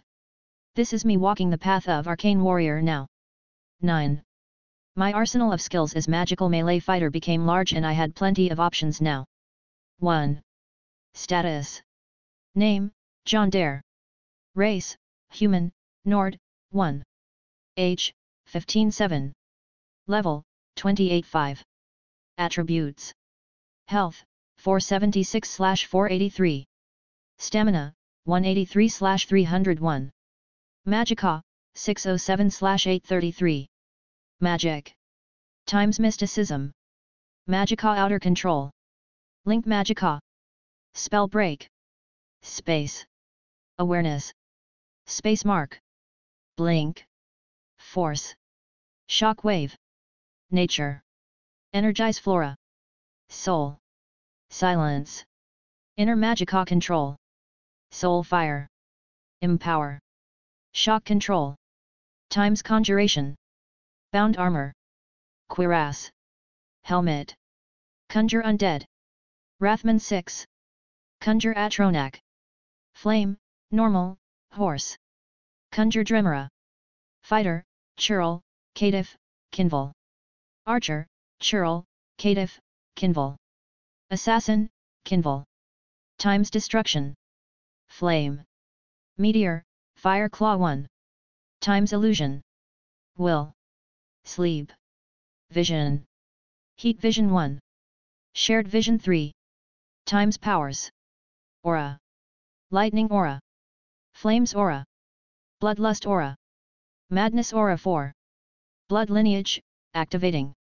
Giant's Blood Lineage. Times Thursday Clear Skies, 3. Lock, Sky. Va, Spring. Core, Summer. Aura Whisper. Loss, Life. Small black square, small black square, small black square, small black square, small black square, small black square, 6. Vonid, small black square, small black square, small black square, small black square. Neber, small black square, small black square, small black square, small black square. Dozrag, small black square, small black square, small black square, small black square. Chapter 89, Falkreath. Okay, everything was beautifully packed up by me and Joel. She is going to use a small two-wheeled cart she bought to put things in. It will be pulled by a flame Atronak horse so we won't be struggling like before. The next destination on this journey is Falkreath town itself. I know Joel has a bad history with the town, but it will be a good chance to visit her mother's grave. I think it will at least give her some peace of mind and may be able to free herself from the bad emotions she is struggling with. 3. I also had a goal in mind. I currently have no armor, and even though it doesn't really matter to me, a good armor is something that make Nords look with respect to the person he or she is wearing it rather than someone who dressed in a mage robe with the insignia of the hateful College of Winterhold like me. Before we head out, I felt like Joel wanted to look at Helgen one last time. Unlike Winterhold, Joel is very popular here. She is not considered my follower or anything. On the contrary, I am the one who is considered a follower to her, and people really hate me. They call me names like the Caveman and the Barbarian, as well as many other worse names due to me living in a cave the last 4 months. Jolinar, on the other hand, got few love confessions and secret admirers from the garrison soldiers and the town boys. Unlike the rest of Skyrim, Helgen is very unique. The people here are living on the trade route between the Empire of Cyrodiil and Skyrim. Not just that, the people actually had many relatives across the other side of the borders. All this and that caused them to be more open to outsiders and don't give the racial differences too much thoughts.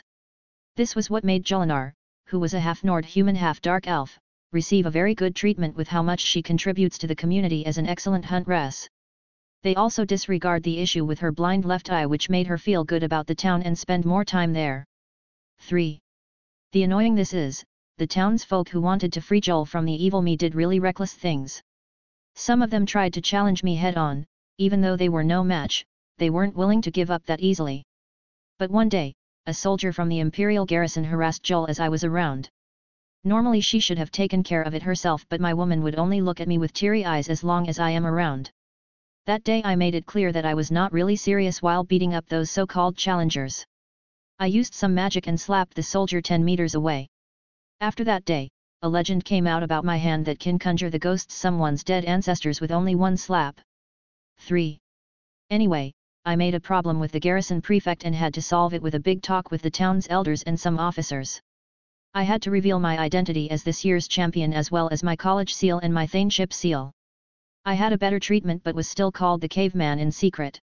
Now that I think about it, Helgen may be the most friendly town in Skyrim so far. Even though they are Imperial supporters because of the garrison in town, they are not really bad.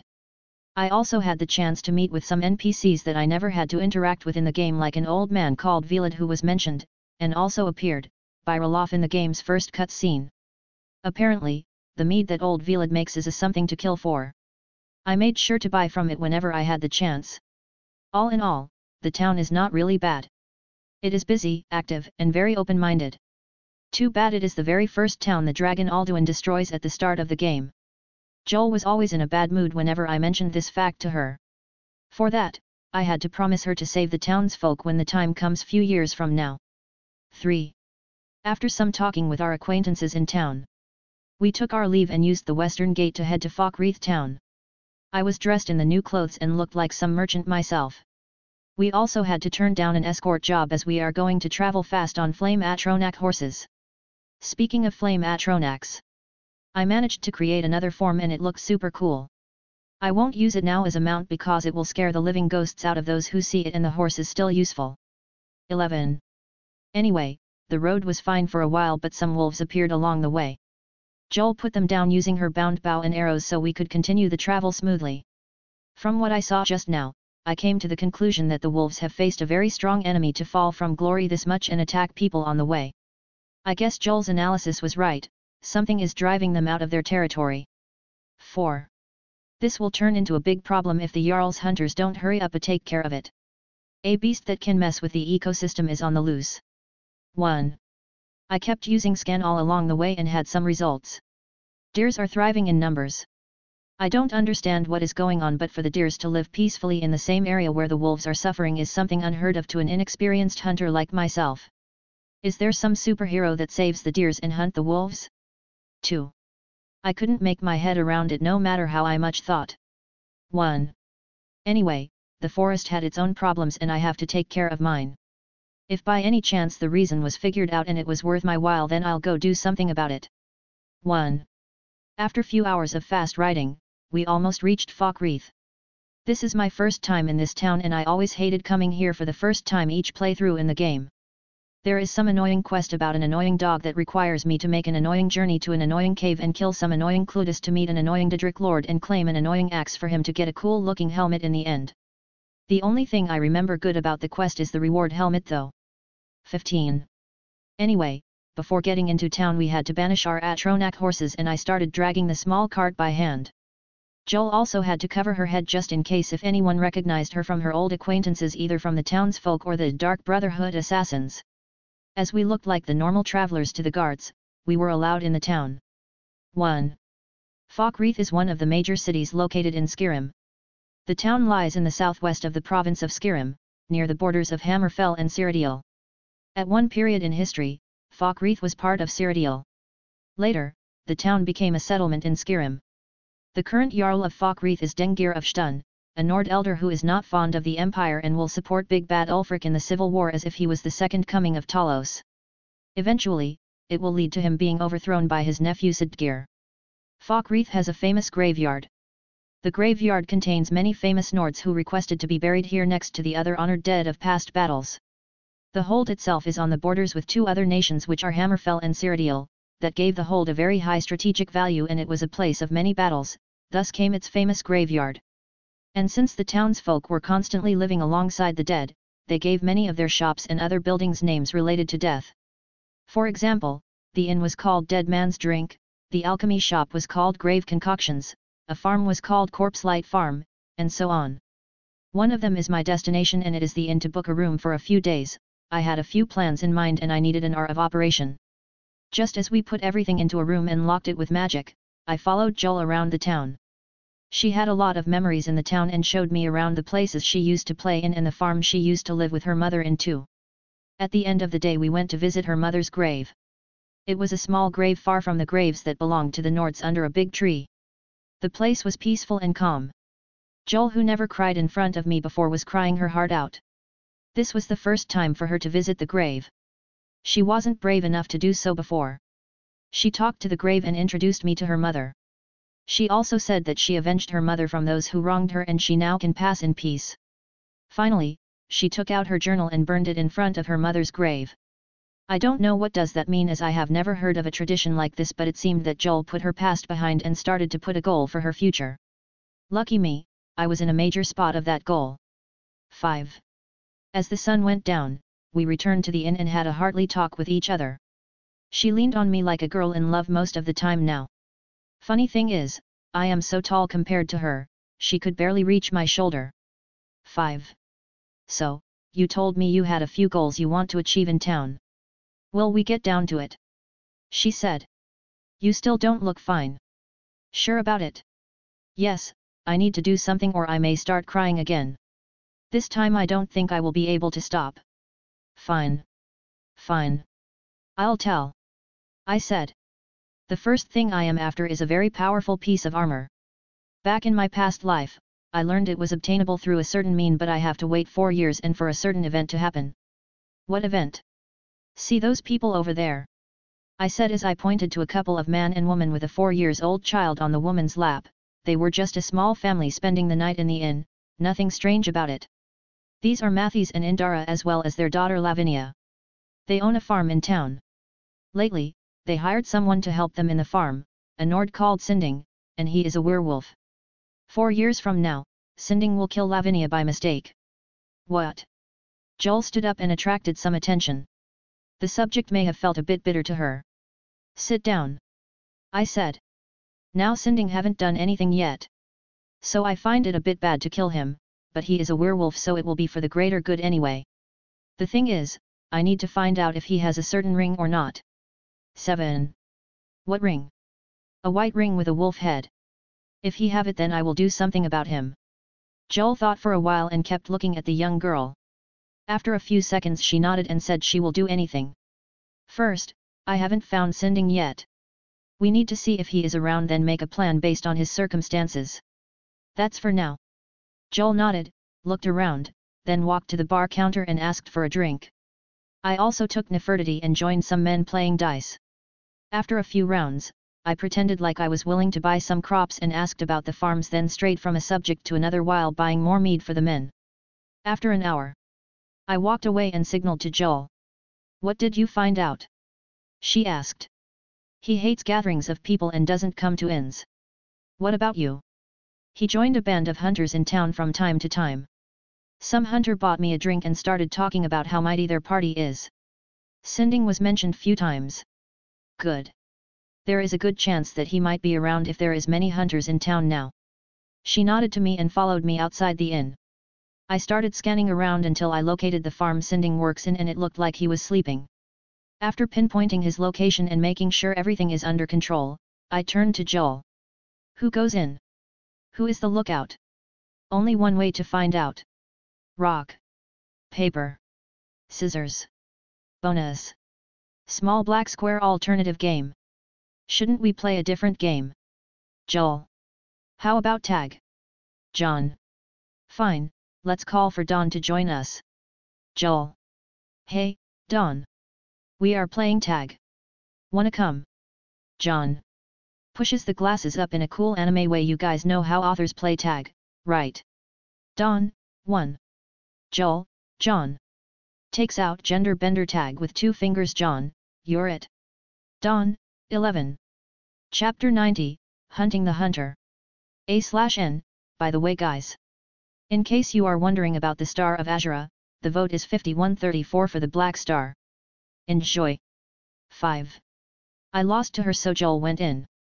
No matter how it is, with my new looks, sneaking will be hard. I will need to find a new way to sneak around now. 2. My height totally ruined the whole thief thing I used to do. I kept thinking about this subject while Joel is in there. I really wanted some magic for sneaking. Invisibility spell is not a bad choice. Muffle spell too. There is a spell that is called Chameleon that helps the person to form an illusion around himself that makes him or her visible but much harder to notice. Speaking of Chameleon spell, I created a shout lately and it was my own original shout. It also had a lot of inspiration from Chameleon spell. 4. The way to create a shout is either by the using the current understanding of dragons, which is called the aspect, with certain words of power that share the same aspect between its 3 parts. Still, there is another way. To weaken the dragons, ancient Nords have created a shout to deprive the dragons from their immortality temporarily. This meant that voice masters can train on new words of power that was never created with the dragon's understanding. 2. The problem that comes with that is the aspect. Every words of power had one or more aspect.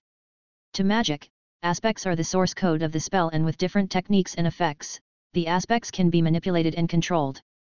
Dragons, on the other hand, had a more straightforward way. Each word has an aspect which is considered its understanding, and if one wants to change how the word works, one has to use the word of power with another aspect or understanding that suits it.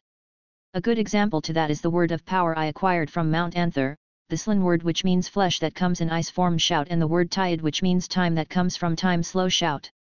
These two words were combined by the dragon Alduin to make another spell called Slan Tiadvio, which meant flesh time opposite. It is the very shout that Alduin uses to revive his dragon comrades that got killed long time ago, and their souls still dwell in their remains. 10. Point is, one word of power has more than one aspect or understanding, and a word that has no aspect still have the potential if someone researched its understanding. That took me back to the shout that was used by the ancient Nords to put down dragons. It was really hard to comprehend, and I tried to learn it for years since the first time I started practicing the Thursday but I had to face a bitter truth. No matter how talented I am, I can't learn that shout without witnessing it. If I could learn it, then I wouldn't need to delve into a dangerous dungeon to get an Elder Scroll only for the sake of learning that shout. Still, it was impossible to learn on my own. 8. When I tried to look for records about how the ancient Nord made it, I was left with zero result. Not even the famous Arcanium of the college had an answer to uncover such a mystery. But it wasn't that hopeless. When I was reading a certain book, I found an old tradition of old mages that was something akin to forcing one's way through understanding, but it was quite dangerous. Researching it with some of my friends, I found out the truth of how to create a special understanding for a word of power. And it wonderful. 1. The ancient Nords used an extreme method to create the shout. It was harsh and had difficult conditions too. The words of power with the proper aspects have the power to make the impossible possible, such as degrading dragons to mortals. To make it that way, first, one must have the true desire to do it. Not just any desire, but one must be driven by strong emotions such as loathing and worth. It was easy to imagine the ancient Nords in such a state of hate against their enemies, the dragons. The second step one must take is to forge those emotions into an understanding on an aspect. Apparently those ancient Nords who fought Alduin drank alcohol continuously for 7 days and 7 nights. Nothing but drinking and cursing the immortality of the dragons. They kept drinking to fire up their loathing to an unimaginable degree until the point when they gave birth to a new aspect, and that is mortal dragon. 2. No matter how I thought about it, it was incredible, and I insisted on copying what they have done. During my training and on a later stage when my hunger was easily suppressed, I chose a location in the forest and put my mind into action.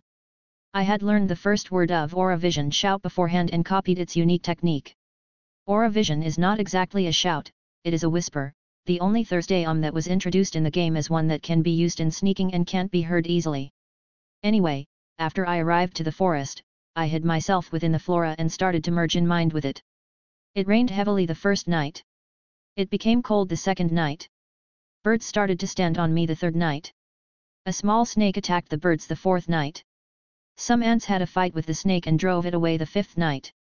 A bear came and scratched his back to me the sixth night. 2. Some bees came and attacked the bear that stole their honey the seventh night. Day by day, my presence started to be thinned and merged with the place around me. I also kept whispering the new words of power I tried to create. Until the seventh night, my presence in the forest was so thin that I was hard to spot as a person anymore. The eighth day was when the aspect was born. During that time, I found a way to channel my energy to nature and enrich it. I also found many ways to give magicka and make the flora get energized. By the time, I was finally planning to break free from my isolation, but something more incredible happened. It was 2. Nothing in there. Hey! Joel came out of nowhere and I was not in the mind to even sense her coming. Don't tell me you spaced out. She said angrily. I am so sorry. I was planning something. Hey. It's not the time, that sending doesn't have the ring. I searched the whole place few times with scan but it was clean. Oh. This is not according to the plan at all. So we don't know where the ring is. And we have no clue about it. 1. Okay, this is enough for today. I said and walked away from Sinding's place. What will we do then? We can't stay in this town forever and we can't ensure anyone's safety from a werewolf. I know. Sinding will steal the ring one day, so that means he has a meaning to know where it is. Also he is a werewolf, and werewolves don't live in isolation from the pack. What do you mean? I am saying there is another group of werewolves we don't know about. If I am not mistaken, Sinding belongs to a pack and they are nearby. There is a lot of questions here, but I can already see a rough image of the situation now. Let's track him the next few days. I have already taken care of that. I have marked him with a pinpoint spell. Smart girl. Good move indeed. We went back to the inn and directly to bed. I wasn't hungry like the last few days and I started to return to my normal diet. The next day, I went out and started looking around the forest for anything abnormal. The fact that there may be a werewolf den around the area made me excited, as I have never fought one before. Many hunters chose the path of lycanthropy because of the many perks it would give them, but most importantly it was for the perks of acute and sharp senses. These gifts were incredible for hunters. For a mage like myself, this was nothing amazing. I can train myself to the point where I can be as sharp as any beast anyway. And between training and gifts, training is more solid. The day passed by but I couldn't find any interesting tracks or mark. Werewolves tend to leave some totems to mark their territories, but there was nothing here. If this keeps going, I will have to use more reckless measures. Joel's search was the same. Nothing she could find. That brought an end to the day and it started to make me feel impatient. To a hunter, impatience is a sin, but I am no hunter. I will do something about it. The next day, I decided to make a strong appearance in town. My plan was to disguise as a Vigilant of Stendarr. The Vigilants of Stendarr are a militant order of fighting monks and holy warriors of Stendarr, the Divine of Mercy. It was founded after the Oblivion Crisis that almost ended the world to combat the Daedric influence. The Vigilants also seek to root out vampires, werewolves, witches, and other creatures that prey on mortals. The appearance of such a character in Falkreath will sure create a small uproar. Joel will be watching Sinding's actions while I am snooping around him. I had a locket of Stendarr that looked like one of the god's magical amulets. It was easy to fool people with it, as the god amulets are actually rare and those who can tell the difference are only the mages or priests, so I was safe as long as no one important checks it. I also put some shielding half-assed enchantment on it to be safe. After sneaking out of town, I changed my appearance a bit and wore a robe, also I carried the mace of sun damage that Joel uses. I think the act can stick around for some time now. I entered the town once again from a different gate and introduced myself as a vigilant. I thought for a second that my height may give me out, but it seemed to be fine as long as I avoid the inn. After talking to people and raising suspicions about werewolves, I went to the place Sinding works in, Corpse Light Farm. Stendarr's mercy be upon you, for the vigil has none to spare. Oh, yes, welcome. I talked to Matthews, the farm owner, and put a small amount of aura in my walk and talk. The people were easily intimidated by my presence this way. I really was apologizing to them in my heart. I didn't want to scare them at all. The one I was after is Sinding. Sinding was present in the place and heard me asking about the werewolves, yet he acted cool and natural. He was very calm and didn't even look away. Anyway, after I was done, I walked out of town and headed south. Only then, I had checked my surroundings and changed back to my normal appearance, then sneaked back to town. How is he acting? I went to Joel, who was waiting in the graveyard. He acted as if he was ill and requested to take the day off to visit the shrine. Good. He is moving. Hey, before we go. Joel handed me a flask with a strange liquid.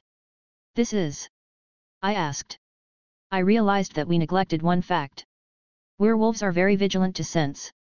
We may get caught if we tracked him down like this. Oh. I almost neglected that fact completely. Humans are not that great with sense, but sure as hell werewolves are. Joel just saved the whole operation right now. What is that anyway? I asked. A mixture that the hunters use, some grinned herbs that grow in the forest and other things. Good. Let's go after him. Bonus. Plus the other things. Joel, you said other things are in this mixture. Jon. Yes. Joel. What are they? Jon. You want to know? Joel. Sure. Jon. Really? Joel. Really? Jon. Animals poop. Joel. I don't want to know anymore. Jon. Chapter 91, Werewolves, 1. Jon's POV. It was night and I was running silently in the forest. Tracking Sinding proved to be a challenge without magic. Hunters are natural foresters, and to go down after one in the forest is like going through a person's house as he know every nook and cranny of it. That was the case here. Sinding suspected that he may be followed, so he walked a trail full of traps. Lucky me, I who can scan with magic cannot fall easily for traps. A/N, deadly traps. I think I may tolerate the other traps though. Sinding's destination is to the north and he is running not too fast, but then he started to look around in a weird fashion, then undressed himself completely. Suddenly, something strange started to happen. I was sensing from over 50 meters away by magic, and I had mental image of what was happening, but that I had to see. I found a spot that activated a spell called Far Vision. By this spell, my sight can reach further than normal humans. It was a magnific spell. Anyway, I could see Sinding more clearly when I combined the spell with night vision. Everything became to clear from my point of view. Sinding was transforming. He was turning into a werewolf. Werewolves, the most common of lycanthropes found in Tamriel. They are monstrous, wolf-like creatures taller and broader than man and mare, and are capable of moving on two limbs or sprinting on all four.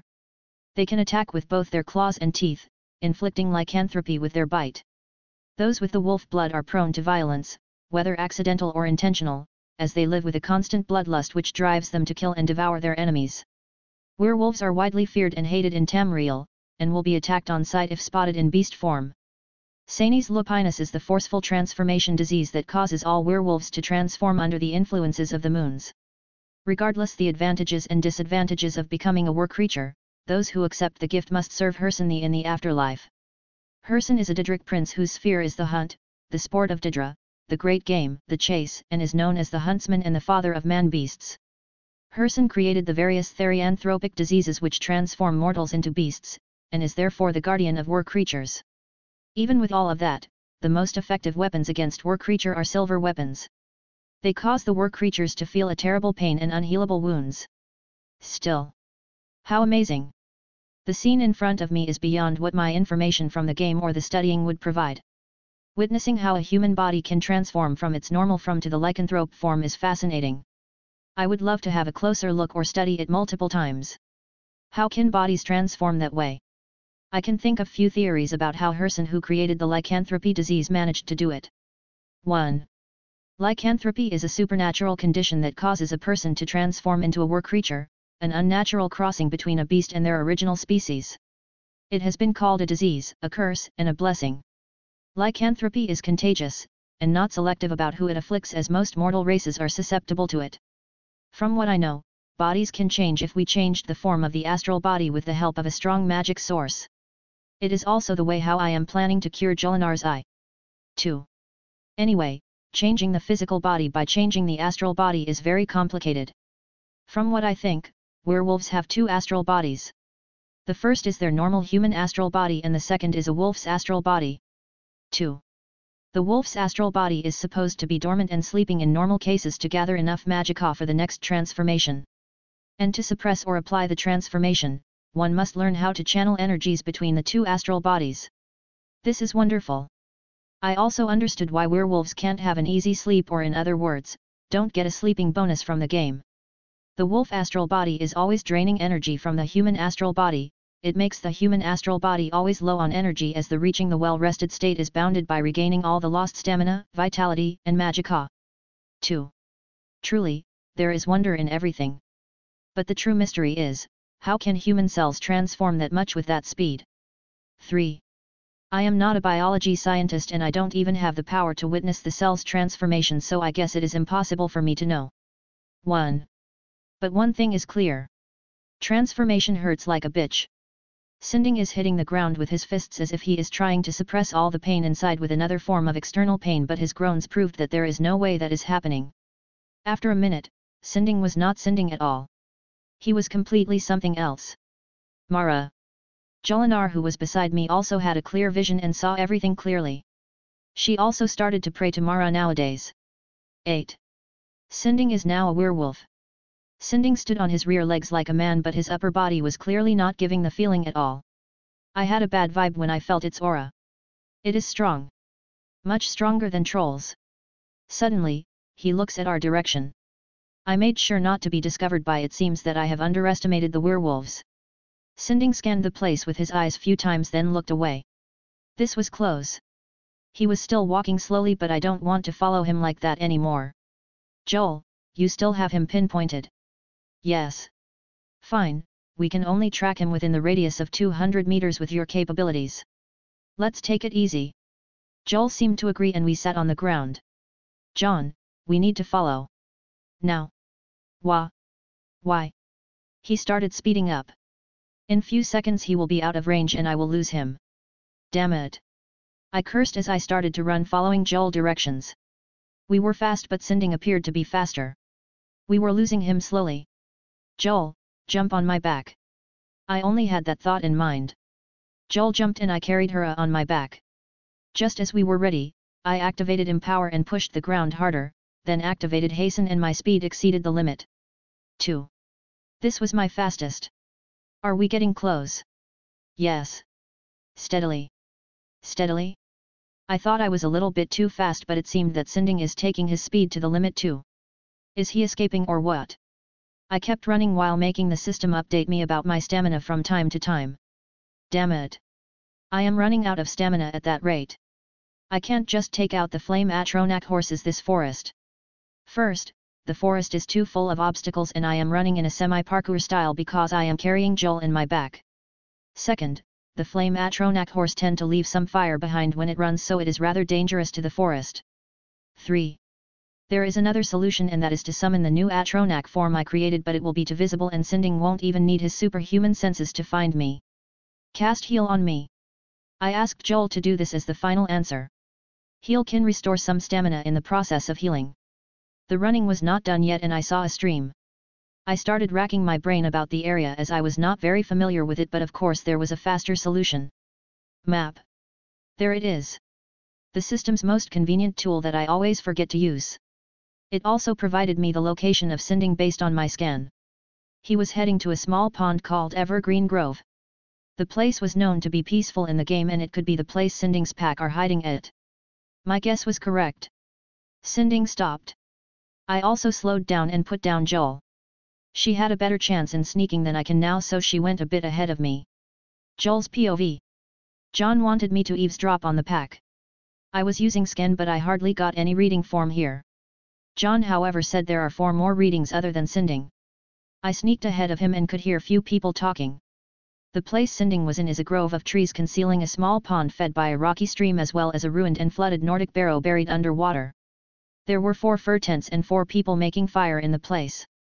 They didn't get panicked when Sinding popped up. It seems that these are the rest of the pack. Easy. Calm yourself and inhale this and you will be fine.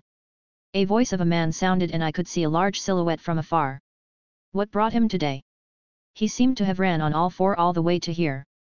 The scene in front of me started unfolding as I used vision magic to get a better hold of the situation. A man with a strong build was making Sinding in his werewolf form inhale some smoke. It looked like that expensive incense that Lady Nurina imports but it looked rather more special. Sinding in his panicked state started to calm and lay on the ground.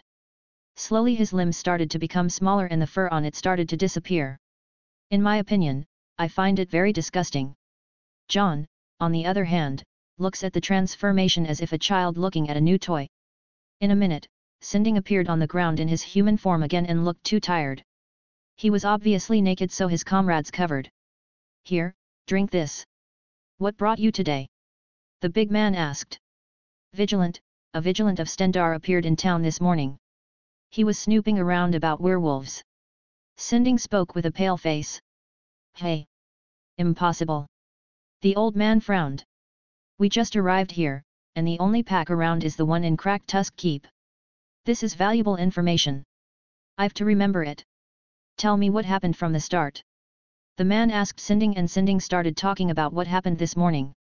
The big man listened and scratched his head. This doesn't make any sense. He said, the vigil does not travel alone. They always come and go in groups. I don't understand what happened but for this man to come and disappear like that is certainly not normal. Do you have anything of his scent? No. I barely made a natural face in front of him and escaped his gaze by acting normal. Never mind. Tomorrow we will try to investigate him so rest now. We'll move at dawn. Rissing, you will remain in camp.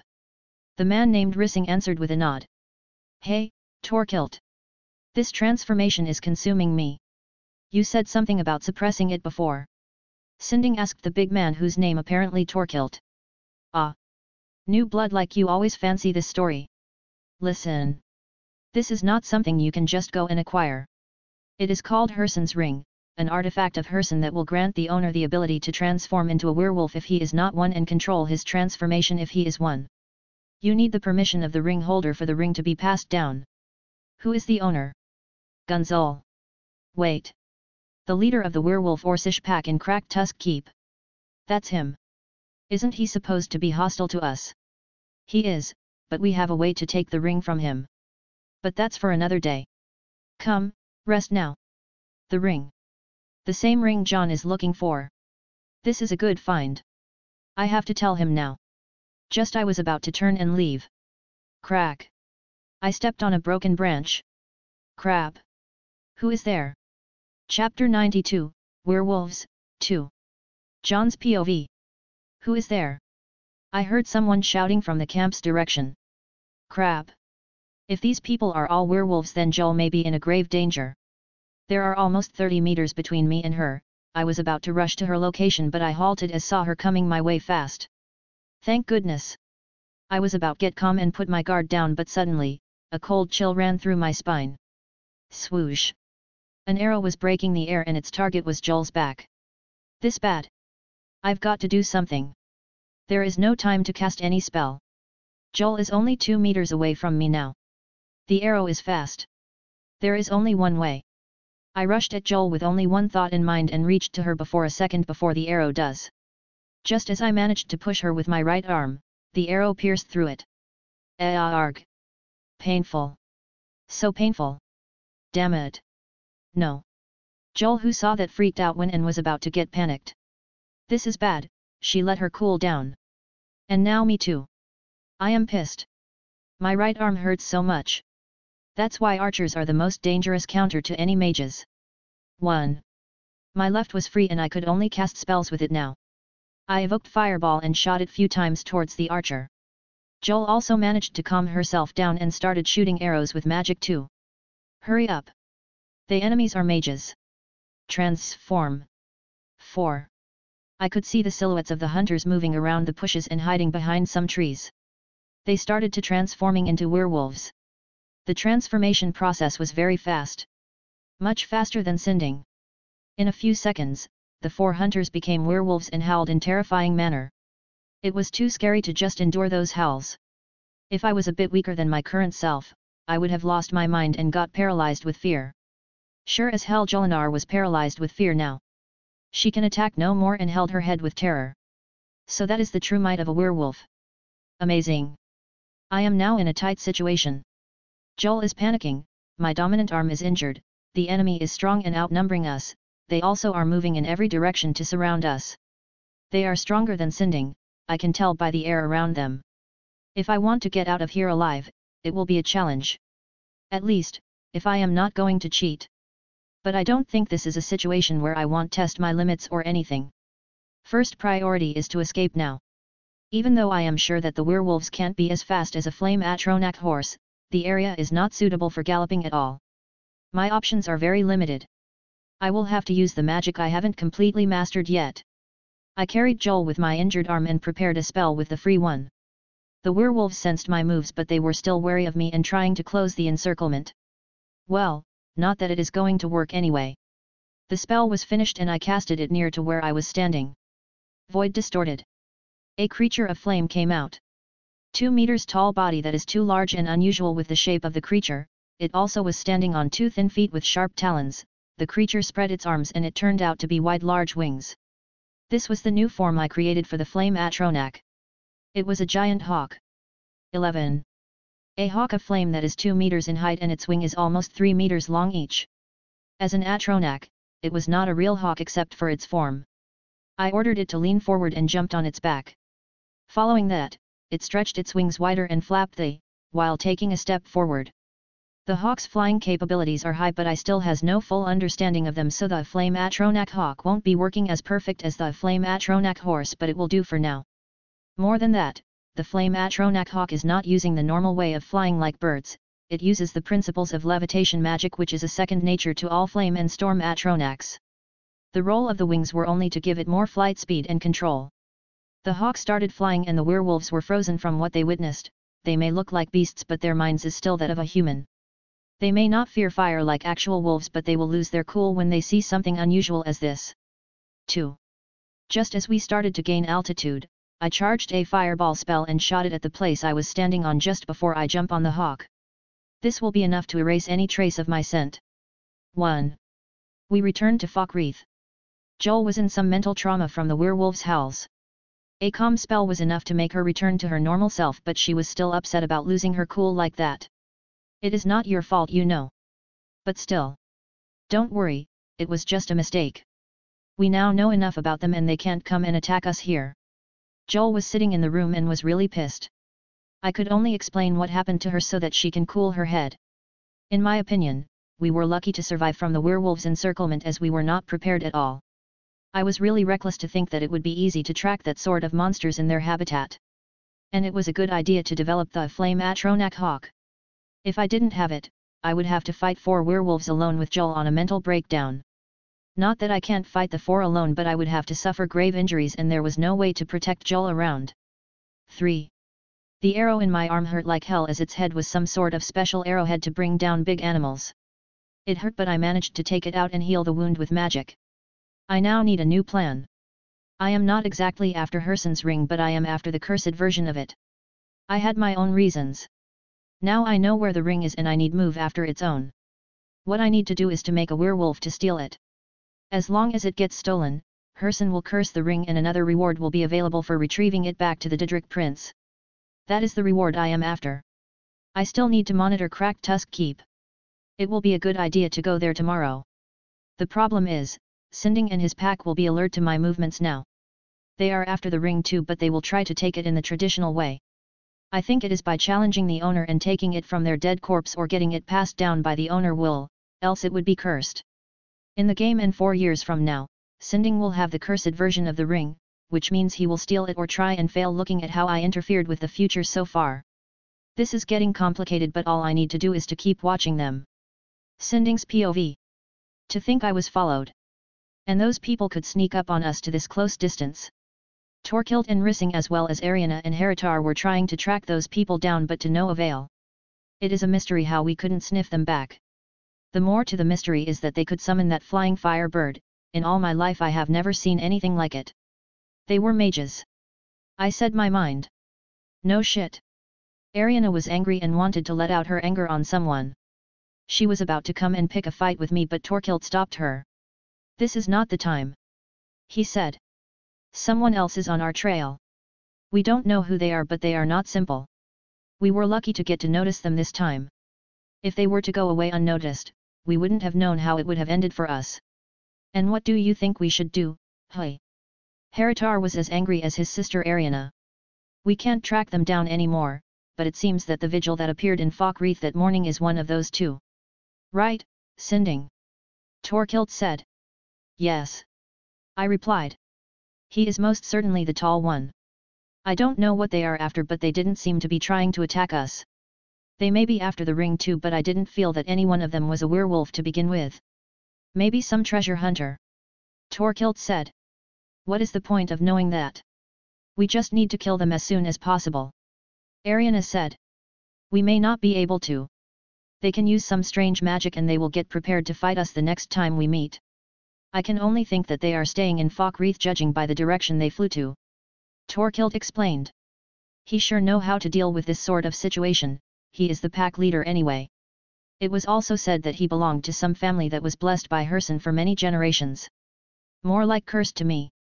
The only thing we can do right now is to hasten our plan, we need to get the ring by force from those orcs. Torkild set the goal for the pack now. Doing this meant I can't return to the farm anymore. Why the hell did this happen to me from the beginning? I should have refused this curse and lived like a normal hunter. Now my life is ruined. No, there is a chance. I only need to get my hand on that ring and control this beast inside me for good. There is no way I can live like this anymore. Rissing, who remained in his beast form, was standing there silently until Torkild looked at him. Go sniff out the situation around Falkreath and Cracked Tusk Keep. We'll meet you at dawn near the road to the keep. It looked like the fight is happening sooner than I thought. Sinding, can you transform anytime soon? Torkild looked at me and asked. No, my body is barely moving like it used to be, I need few more days at least to transform again. This is the truth, transformation is not something a new werewolf like me can do as these old ones. Then grab a weapon and get ready. At least you can do that, right? Ariana is still going on with bullying me again. I guess I need to listen this time around. I just need the ring and that's all for it. Jon's POV. The next day came and we are readying for round 2. Joel is preparing her arrows with all the hate in the world. I kinda don't want to anger her from now on. Nefertiti was staying with the innkeep all the day yesterday and got angry with me when I said I'll be leaving her again. Sigh. I have to prepare a big reward for her after all of this is over. Sorry, little one. This worthless woman will make it up for you later. Ignored. Completely ignored. My cat didn't even look at me. Hey, I will get you the fish you like. A lot of fish. Still no response. She didn't even look at me. I feel my self-worth as a cat owner is going down the drain. More like being owned by the cat now. This is bad. My Nefertiti never ignored me like that before. Sigh. I am truly sorry. Fine. I'll try to fix things later. Are you done with the annoying cat? Joel came to me declaring her utmost readiness for taking down some werewolves. Why? Just why do I have to deal with the 2 most stubborn females in the world in the same time? Yep, ready. I said as I went ahead. We went out of the inn and to the outskirts of town. It was still early in the morning.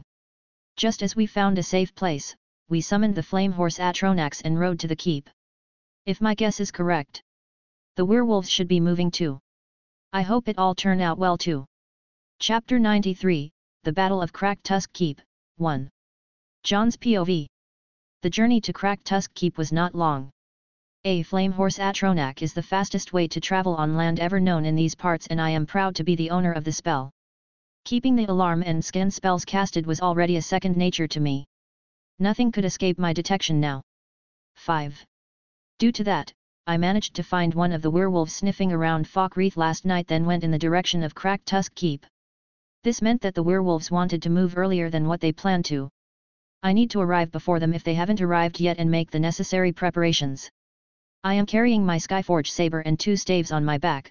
The first is the fire destruction staff I got from Hobbs Fall Cave, and the second is a staff I acquired lately, and it is a conjuration staff. The conjuration staff was something I bought from an Imperial Batlemage stationed in Helgen, and it was one hell of a deal. The guy was only expert in destruction magic and the staff did him no good, so I took it for a very good price. The staff has the ability to buff the control of the mage over the conjured creatures to another level. 2. Thus, I am going to rely on this staff in the coming fight if I got outnumbered. 1. After some time of riding, we finally reached the place I planned observing things from. It was a place on top of a mountain slope northwest to the keep. I had previously made the system use some of my memories about the place to make a map of the terrain. Now, let's see what we know. Cracked Tusk Keep is a fort located to the west of Falkreath. It is occupied by a group of orc bandits led by an orc called Gunzul. I don't remember him being a werewolf in the game though. The fort is named after the orcs who now reside there. It was an abandoned fort that has now become an orc stronghold and is now guarded by hostile orcs that will attack on sight. The keep was surrounded by the mountain range from the northwest and the west all the way to the southeast, with a wide path that leads to it from the northeast. From my vantage point, I can see that the grounds of the fort have the typical wooden palisade surrounding the keep. The guards are orc bandits and they make good use of the many elevated positions around the keep. It can be infiltrated by using the keep's series of ramps and lookout platforms, approaching from the west and climbing up the rubble to the top. The keep's courtyard has several outbuildings designed for sustaining a small force. From left to right around the courtyard is a smokehouse with a variety of meats being cured and various animal pelts, a small rest area, and then the main door to the keep. Across from the door is the fully equipped smithy, complete with a forge, workbench, grindstone, and a tanning rack. Inside the smithy's shed is a table with a selection of varied quality armors and weapons. There are 3 entrances into the keep. The first, and most direct, is the front door. The second is ideal for stealthy people, a door with a bit hard to unlock, directly south from the smithy and down a flight of stairs. This is the door to the cellar and can grant an advantage towards the guards in the main room. The third is a trapdoor, located on top of the southeast tower, which leads directly to the most inner area inside the keep. The fort may look damaged, but it will need a small force to force the way in through all those orcs. The number of the orcs itself has exceeded my expectation. I thought it would be something near to the number of cultists in Hobbs Fall Cave, but the number of the orcs here is around 100 orcs, all armed and alert. I was greatly taken aback by that. It's impossible for all of that number of orcs to be werewolves, maybe some of them but certainly not all. 1. There were males and females, which is rather unusual for an orc settlement. Orc males tend to leave the settlement when they reach a certain age and have no right to inherit the chief position unless they challenge the chief in combat and slay him, even if they were father and son. That's why most orc settlers should be females that serve that chief, the alpha male of the settlement. But to me, it looked like a combination of orc males and females. Young and old. Interesting. I know that there is a certain treasure in the keep other than the ring, and I intend to steal it. Wait a minute. The ring and the treasure. It makes sense now. The treasure the fort hides is some part of an artifact that should be sealed in there. The ring they have is the ring of Herson. I see. So those orcs are not your usual clan of orcs. They do not worship Malakath, the usual Daedric deity that the orcs worship. They are worshippers of Herson, and that's why they live like this. I guess not all orcs are the same, some may worship Dra instead of the Daedra too. Morbagog from the Creation Club and the head librarian of the Arcanium of the College Urug Gro Shub both worship Julianos, the Daedric god of wisdom and logic, like many other mages. But never mind that now. The most important question is, how will Sinding group attack that number of orcs? I mean, 5 against 100 is too Spartan even for me. 4. Just as I asked the question in my head, the answer came out immediately. Jon, look. Joel called for me and pointed at the path that leads to the fort from the northeast. Sure as hell that was Sinding and his group, but they are not alone. They had a band of Nords with them. They looked rather strange. Bandits. They were all bandits. Something like 100 bandit or so. So that's how it was. They also had an equal force. That's a little bit too much for us to deal with. Joel's face was smiling, but it showed some hints of anger. Well, we still have to make it somehow. Got any ideas? She asked. I activated scan and started sweeping the sides with my magic. There was no one with a strong magic signal anyway. It meant both sides have no mages. Based on that, I started making scenarios in my mind, and it felt a little bit too annoying to deal with all that number on my own. Fine. We are calling for reinforcements. Joel looked at me as if she was looking at some idiot. We don't have reinforcements. She said. We don't. I was taken aback. Do we? She became confused. We do. I said. There is. She asked. I took the conjuration staff on my back and waved with it to her. She raised her brows from the surprise. Don't say it. Yep, the reinforcements are conjurable. Sending POV. Torkild has called for his acquaintances, they all look like bandits. I knew I shouldn't have become part of this from the start. Still, Ariana and the others seemed to be fine with it too. Weren't they just hunters? From what I overheard, Torkild's father seems to be someone with power and influence. But what kind of influence makes a man able to command all that number of bandits? Just what kind of situation did I get myself into? I only wanted to be a better huntsman, to hunt as the beasts do. Not some bandit. What should I do now? Rissing was still in his werewolf form from last night's encounter with the mages. How can he endure it that much? The strange thing is the bandits who came barely reacted to him. Does seeing a werewolf can be something that usual to them? Listen, men. Torkild raised his voice and started talking. Those filthy orcs possess something that does not belong to them. It is a treasure that was passed down from Lord Herson to his chosen ones. We are to retrieve that ring no matter what. Prove your worth in battle and all the treasures in this fort will belong to you. Yeah. Kill them all. Kill. Kill. Kill. This is madness. Why am I going to participate in a skirmish like this? Sinding. I am leaving the archers to you. Torkild turned to me and said. Damn. I am too deep in this now. Fine. What do you want me to do? I had no choice but to comply. Go to the south with 30 men, take down anyone on the south tower and the courtyard. Once we break the gate open, join the attack with the men. Easy, I'll do it. I said. Actually, I was afraid of joining the fight head-on without transforming, but it will be safer that way. Still, I felt somehow uneasy. That mage from yesterday is still in my head. I commanded the men and took the high ground on the south. The orcs tried to shoot us, but we were already prepared to fend off the arrows with our shields. Torkild, Ariana, and Heritar started transforming into werewolves and joined Rissing. Their howls marked the start of the skirmish. I spotted some orcs on the tower and gave the order to shoot them down. They also started shooting at us, but it was rather not that threatening for both sides. 1. Almost an hour passed. No sign of our force breaking into the keep anytime soon. The moment they move forward, they face a volley of arrows and stones from the keep.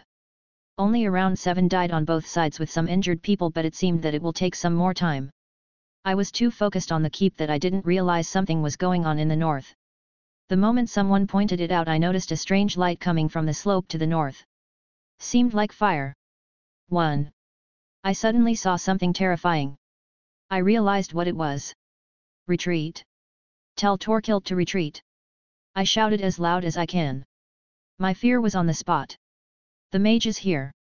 Jon's POV, a few minutes earlier. The bandits started to apply their plans.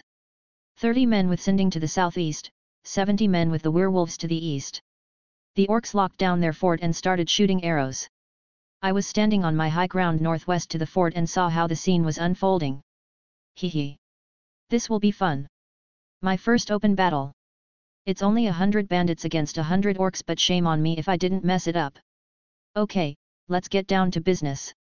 I took the conjuration staff and started evoking a spell on it while heading down to the north of the fort, as the place can take a small force in it.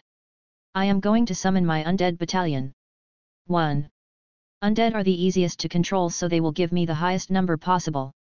With my training in the last 4 months and the staff I acquired, my conjuration will be much stronger than before. The first thing I called for was 50 bone men, the archer-type black skeletons. It took me quite a while and a lot of magicka, but Joel was pouring magicka regeneration potions and magicka restoration potions in my mouth when I asked to. After calling for the 50 bone men, I changed to conjure mistmen spell.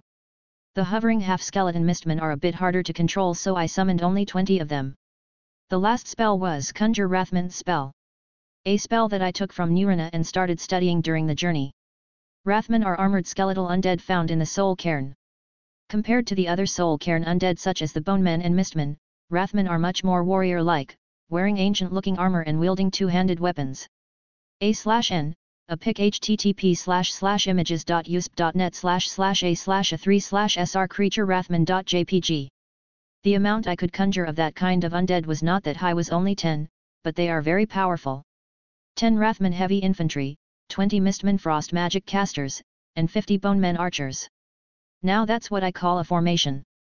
Joel, take the staff from me. I handed the staff to Joel. Giving her that staff meant giving her the power to use the spell under my control.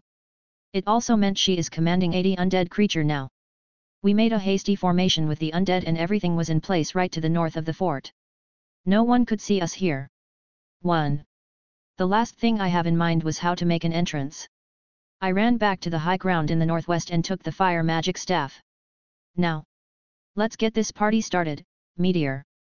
A/N, a pic for the battle plan https://ib.co/j3p6sk. Chapter 94, The Battle of Cracked Tusk Keep, 2. A/N, guys, check out my new novel. It is called Relief System, The Unholy Mage. It only has chapter 0 and 1, so make sure to leave some encouraging comments there. I'll leave a link for you lazy ones at the end of the chapter. Enjoy. Heavy Black Heart. Jon's POV. Watch out. Run. Kaboom. The meteor spell fell. This was not just an ordinary spell. It is one of my original flame magic expert level spells. An area of effect spell with a devastating damage yet a bit of a short range, so it is preferred to be casted from a higher grounds like this. Unlike an overcharged fireball spell, this spell was designed to make a massive and wide blast damage alongside the magical damage with a large diameter and unstoppable momentum. My target was the gate of the fort at the moment when the two forces of the bandits and the orcs start clashing with each other. Just as the meteor landed, a strong explosion sounded followed by a cloud of dust that covered all the scenery. I was watching from my vantage points how the scene unfolded. It was a mess. A bloody mess. I nearly killed 1/3 of the bandits and all the orcs that were guarding the gate along with blowing off the gate. Those who survived were staggering and wailing. The scene was too horrific, to be frank. I never would have imagined people would be so fragile like that. But it is for everyone's best interest to kill bandits. Bandits are already less than humans in my opinion, and I should not be merciful with that kind of lowlives. Joel, to the south. Arrows. Joel, who was holding the staff of conjuration, gave the order to the 50 bone men to shout arrows to the direction I pointed. Swoosh swoosh swoosh swoosh swoosh. A volley of arrows cut the air towards those who survived the meteor, and another bloodbath occurred. Get them! One of the werewolves shouted and howled at us. The howl was not like last night, and Joel was standing her ground with ease. The arrow's cover was great and gave the enemies the illusion of a small force stationed nearby. The 30 archer of Sinding group tried to give some cover fire to the werewolves by shooting at us, yet that was too miserable to be called a try. The 4 werewolves started heading towards the direction of the undead. Soon after they could see the 50 undead that were shooting arrows. They maneuvered and dodged the arrows, then smashed into the bone men. I was already moving to the battleground while giving new commands to the mistmen and the Worthmen over there. The plan was to lure the werewolves to the undead and make them buy time. Either the werewolf or the undead win. It was not my problem now. As I got down to the area where my meteor spell fell, I saw that all the bandits and the orcs have gone into an all-out chaotic melee fight. This is great. I would love to test my mettle this way. I looked around and saw a Dane axe lying beside its dead owner. It is in a good condition and not damaged. I took the axe, that can be said a 1.7 meters tall thing, and gave it a few swings to get the hang of it. 1. Sure, it was a good one. A/N, the Dane axe is the Viking long axe that For Honor raiders use. This will be fun. I carried the axe with 2 hands and couldn't wait to test my combat ability in an open fight once again.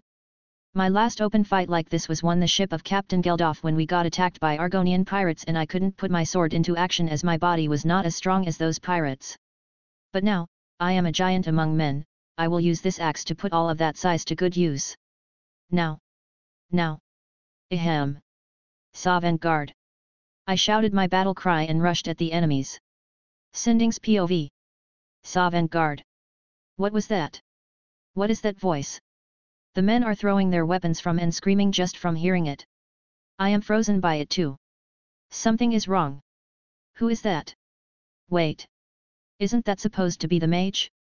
Why is he holding an axe and swinging it at us? He is killing us and the orcs at the same time. One swing of his axe can take 3 lives just like that? Who is? What in oblivion is going on? I can't see this. This is madness. We are all going to die on his hand. Hool. Who is? That is another werewolf. Not one of ours. Probably an orc. So they decided to join the battle too. That means the ring is on one of those werewolves. There is a total of 3 of them. 2 of them is assisting the rest of the orcs, 1 of them is heading towards the mage. Good. I hope they take each other to oblivion. I need to deal with this mess somehow. The 4 werewolves on our side went to deal with the enemy that was shooting arrows at us, but it seems they will take time. Painful howl. What is that? The mage is. He is beating the werewolf with the blunt side of the axe. He is breaking its limbs? 9. Crazy. Too crazy? Can anyone actually be able to do that? The werewolf is suffering a lot of injuries and its power is fading. At this rate, he will turn back into his orc form in no time. Just as I thought of that, it actually happened. Gods! How strong! The mage raised the axe high, then chopped down. 1 chop to each arm. The orc lost its arms and started screaming for help. The mage didn't bother and chopped the head of the orc the 3rd time. It was brutal. Those who are around him are trying to run away from him. It is as if Shor himself has descended upon that mage. 6. The mage checked the arms of the werewolf orc he killed, and it seemed he hasn't found what he was looking for. So it is true. He is after the ring. I can't. I mustn't allow him to have it. The ring is probably with the other 2 werewolves. Where are they?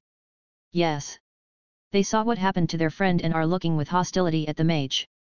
2 of them this time, and probably the ring holder is one of them. He won't survive it this time. I need to take the opportunity and make sure of that.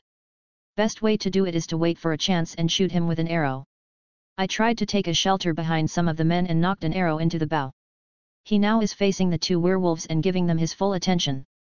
The moment one of the werewolves swings its arm at him, the mage used the blunt end of the axe to push the werewolf away and continued with a slash towards the other.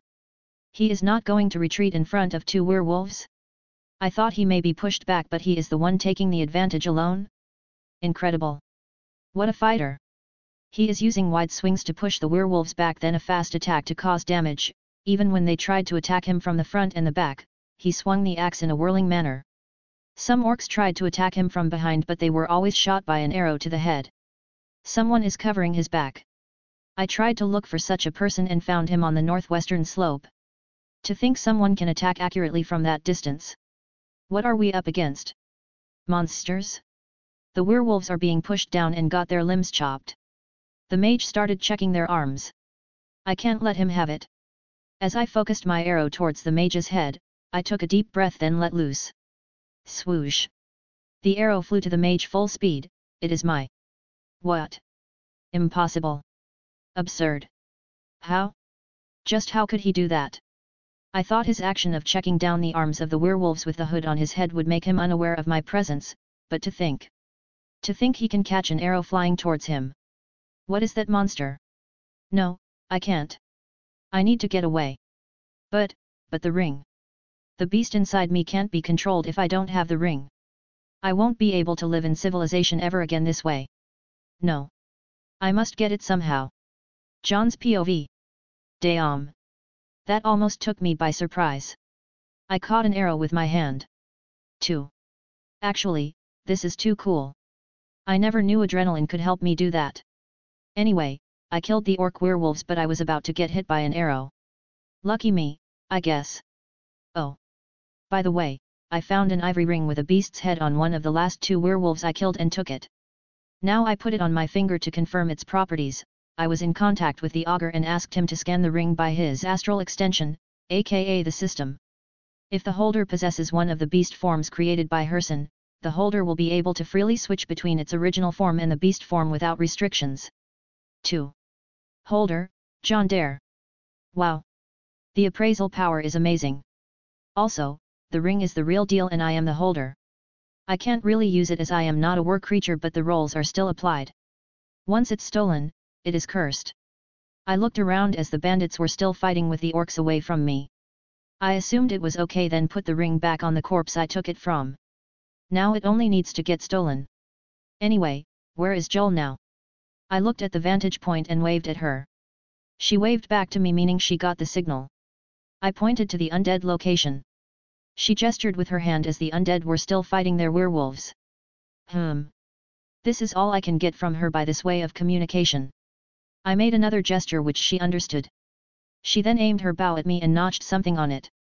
She raised her bow a little to correct her trajectory, then shot it at me. The projectile was too big and slow to be called an arrow. It was the staff that I left with her. Just like that, I caught the staff when it was flying away by grab spell and held it in my hand. I now have control over the undead again. While being in a battle, I shouldn't really lose focus, so I took myself to the side while swinging the axe at the enemies in my way. Just as it was safe, I let my magicka seep into the staff and got to see through the eyes of my undead. Their number was reduced from 10 to 7 Warthmen, 20 to 11 Mistmen, and 50 to 13 Bone Men. The original plan was to hide the powerful Warthmen and Mistmen between the weak Bone Men, and when a powerful enemy attacks, they get decimated by the hidden powerful undead. The sharp decrease in number was due to the werewolves' charge, but the Warthmen took care of everything now. From what I could see, 3 werewolves were already down and 1 was desperately fighting. Good. I still need that one, so I am calling the undead here. I will make them cover the eastern area to prevent anyone from escaping. I also started to summon some more Wrathmen to add to the power. The last werewolf was confused when the undead stopped their attacks when they were about to hit him and moved away. Anyway, there is no time for that. Now, I need a werewolf to steal the ring. The only 2 available are Sinding and that other werewolf. After checking around for a while, I hid myself to get a better look at the battle. More than half of the enemies were already dead. Some started to run away but my undead were onto them. It was a desperate fight for a while until the last werewolf returned. He looked around then spotted the dead werewolves I killed. Just as he saw them, he ran on all fours and pushed the evaded the enemies on the way. He then started checking the corpses of the werewolves and found the ring. I could already see how it was excited when he saw the ring but he didn't dare to put it on. Boring. He seems to be knowledgeable about the curse. I went out of my hiding and charged at him. He saw me coming and tried to prepare but I casted a fireball at him that pushed him by its blast then I chopped down at his head taking his life. Sinding was not nearby as he was dealing with the undead that attacked from behind. I'll call them off. I headed to the fort's direction and signaled for Joel to come. She went down and ran to me. See that Sinding? Make sure he gets the ring. Yes. She was determined as I am. After that, I started to cast Banish on my undead to send them away. That would make Sinding more willing to come back for the ring. But I still have another task in mind. I need to finish off all the orcs in the fort and chase the bandits away. Chapter 95, Ill Met by Moonlight, 1. Cleaning the courtyard of Cracked Tusk Keep was done pretty quickly. The keep fort itself was locked from the inside. I will deal with it somehow but I had to make sure no one is alive around. Joel confirmed that most of the bandits escaped the place but Sinding was still around in the woods. I am waiting for him to make his move. Meanwhile, I started going with the rest of the preparations. There was some stuff notable in the courtyard like some Orcish armors and a lot of weapons that will sell for a good price. The orcs are known for their smithing work so I guess the price will be good. I wanted to take these weapons with me to Winterhold to lessen Wolfer's workload but it will be impossible as I don't have the liberty to travel this slow. 3. My business in Falkreath will take a few more days at most so I need to finish up quickly. Having these thoughts in my head, I started looking around the yard and found something good. Some horses in a stable and 2 carts. Now I can loot the whole damn fort if I wanted to. I conjured 10 bonemen to do the work for me. Bonemen can put down their bows and arrows then do whatever I tell them to do. I could have reanimated some dead corpses to do the work for me but I hate that kind of necromancy, not as if I am some saint or anything, it is just about corpses, they smell bad. The bonemen started moving the carts and carried all the items I want to loot in them. I was tying the horses to the carts as it was a bit complicated for the undead to do. Just as I made sure the place was cleaned, I headed to the fort. Scan spell showed me that there are some people fortified in there and are on alert. Their number was around 20. No problem. Outnumbering me is a foolish move anyway. I called back the Wrathmen that were left out and they were around the same number. Sheath your weapons. Carry that large log over there.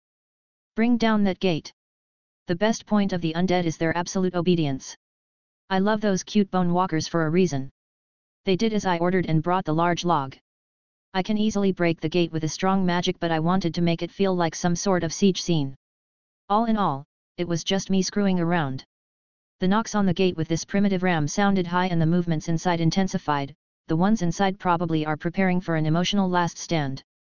In a minute, the gate was forced open but the people inside were trying to block the door with all the stuff they have, chairs, tables, chests, you name it. I increased the number of the Wrathmen then called them away. After that, I went to the blocked gate and placed a magical rune spell on it. It was a fire rune but not the typical one. This one was a bit too intense so I added a few more.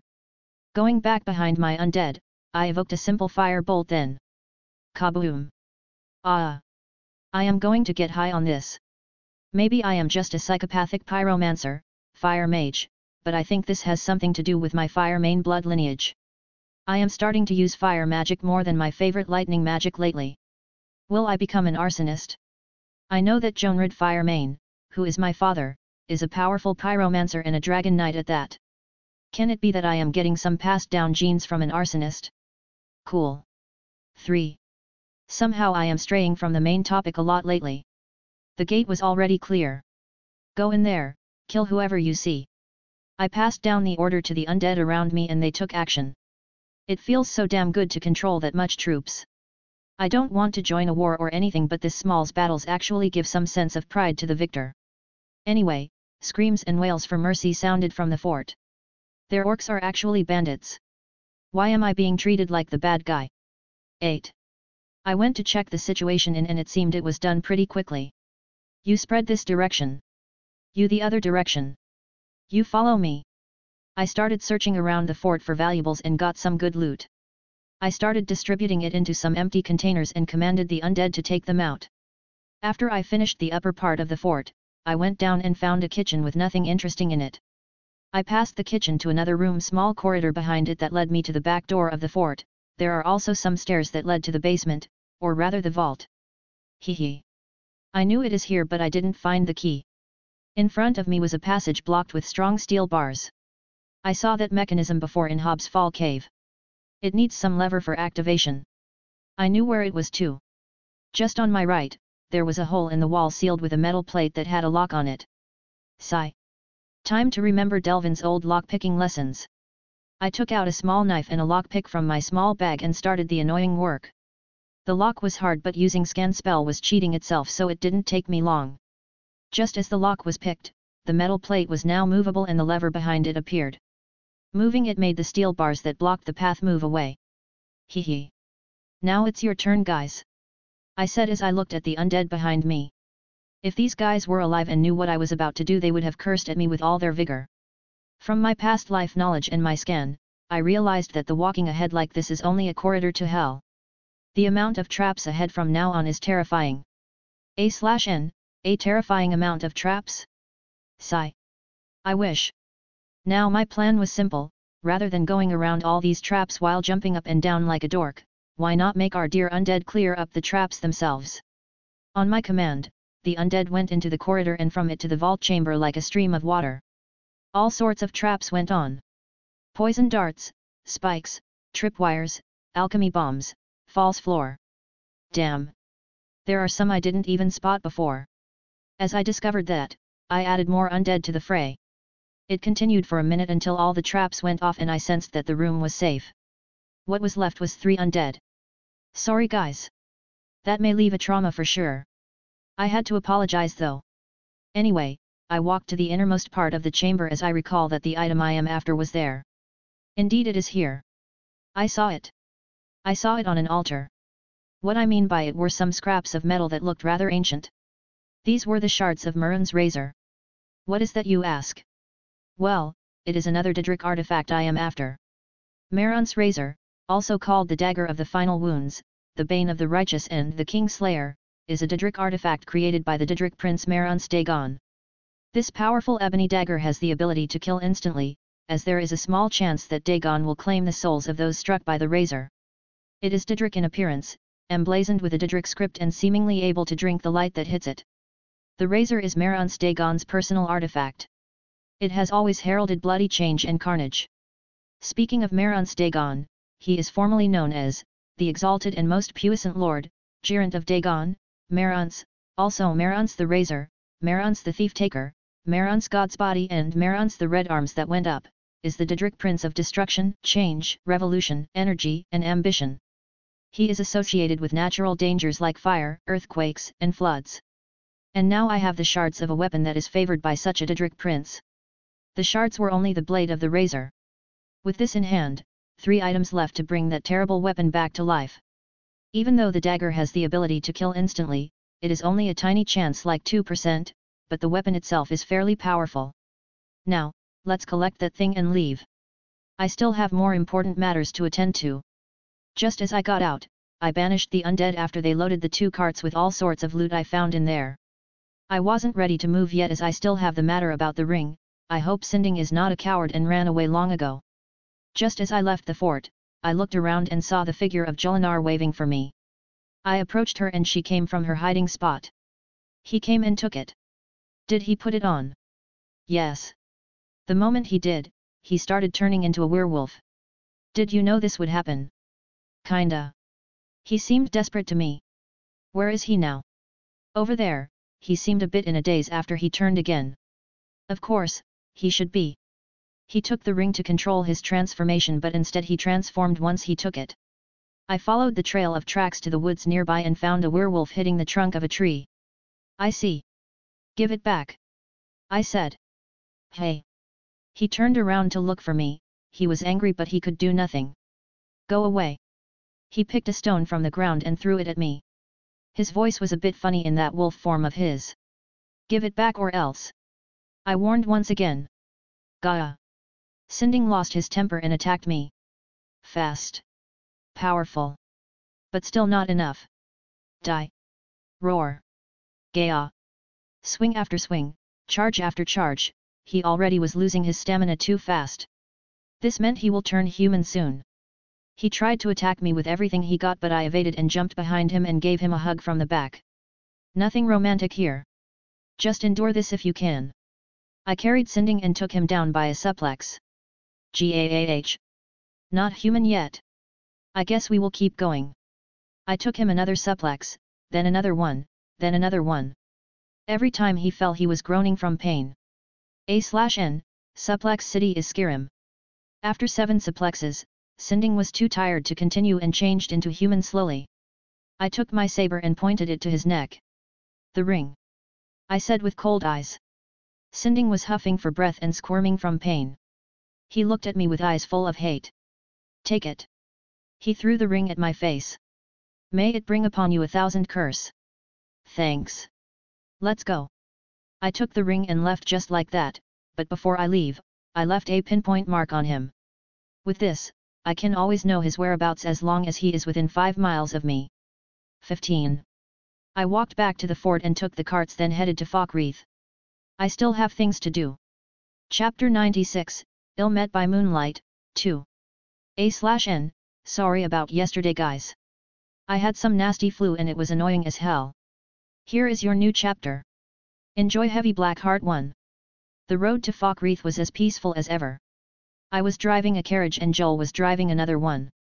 The carriages were full to there with Orcish brand weapons and armors, as well as drinks, cloth, books, and money. These things have a very good price in the market no matter where one went. Once we arrived at Falkreath town, we started making fast arrangements to sell the loot and reported our clash with the orc bandits at Cracked Tusk Keep. The news was too shocking as the guards were suffering from these bandits and it seemed a lot of trouble was caused by them. Once they heard the news from me, they sent a party of guards to go to confirm the deed. It took them a few hours but everything was confirmed in the end. 1. The news spread around the town like wildfire and Jarl Dengir of Stun invited me to his longhouse. He thanked me a lot for getting rid of that thorn in his side that caused harm to the people of his hold. This was not the first time we meet each other. We shook hands before when I was participating at the tournament of the High King and he invited me to his hold. I noticed that he has an annoying personality that is obsessed with conspiracy theories as he trusted no one at all. Let's just say that I managed to get on his good side as he wanted to make me stay in his hold as a Thane and promised he would help me gain some merits in the hold, but I had to decline that one. It is not beneficial for me yet, so I kept saying that I am on a training journey and so on. After he accepted to let go of me, I headed back to the inn and ate a good meal. Nefertiti was still angry at me and didn't even reply to me. She kept looking away every time I tried to talk to her. I was a bit sad, but it seemed that I am going to take her with me tomorrow no matter what. It will not be anything dangerous and I will be the one doing all the work so Joel can take care of her while we are walking in the forest. This left me with one last thing in mind. How to contact Herson. I know how, but I don't think I know where the mean to communicate him is. In the game, the player had to kill a certain beast to commune with the Lord of the Hunt. Beast. I killed bears and trolls before, but Herson won't appear with just that. Now that I think about it, when we were coming from Helgen to Falkreath, there was a certain beast that appeared and drove away the wolves in the area out of their habitat. That beast may fit the conditions. I went to the inn's hall and talked with some hunters about the beast. Apparently, they have this rumor about the beast that is protecting the deer and the elks in the forest from the wolves and the hunters. 2. Many search parties were dispatched to get in touch with this beast or even hunt it down, but it was mostly useless. This made me consider my opinion even more. Maybe this beast is exactly what I am looking for. I had to sleep early that night to have an early start tomorrow. An early start as planned. Good morning, Skyrim. 1. Another one of those chilly mornings of Evening Star. December. The weather is cold and dry, the snow finally started to fall, and the winds are carrying the chilliness of Jural Mountains. In this morning, we had a fancy breakfast and a fast preparing. I was given a permit to hunt in the woods of Falkreath to not be considered a poacher. Poaching is a serious crime in Falkreath as a town of many hunters. As we got out of the inn, we saw a lot of snow. In the game, the snow never appeared in Falkreath, but in winter, every inch in Skyrim gets buried under snow. Still, it is better here than the other places in the north. I can't imagine how Winterhold looks like by now. I took both Jolinar and Nefertiti, then headed to the southeast of Falkreath, the place where the wolves' abnormalities happened. In the way, we met a lot of hungry wolves, but I was not fond of killing them. Wolves are the symbol of Sai, a minor deity of luck. It is a tradition in Skyrim to not kill wolves unless it is very necessary, as Sai always took the form of a wolf. 3. Sai was considered a benefactor to Skyrim, even though he was not part of the pantheon, but it was said that because he settled in Skyrim and married there, he spread a lot of good luck around himself, to the point that Skyrim managed to drive out all of the Fomor, snow elves, and conquer both High Rock and Morrowind because of his very existence in its land, until of course when he was forced by the other gods like Mara and Ebenarm to leave.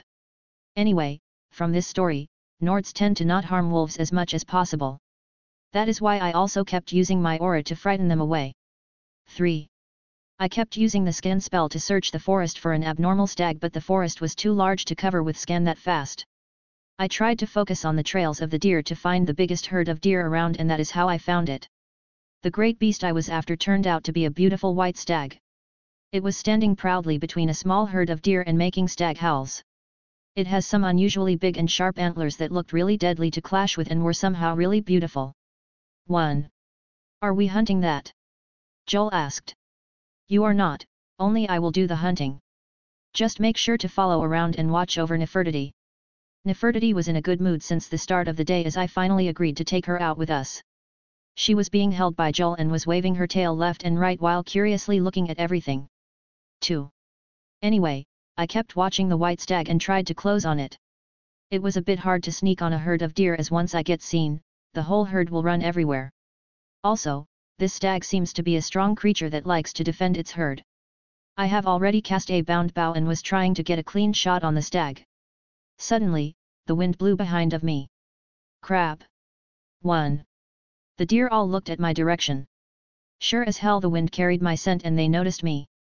I let loose of the arrow on a hurry, yet the white stag just evaded it like nothing. Interesting. The deer started to run everywhere and the white stag chose a different direction than all of them. Smart beast.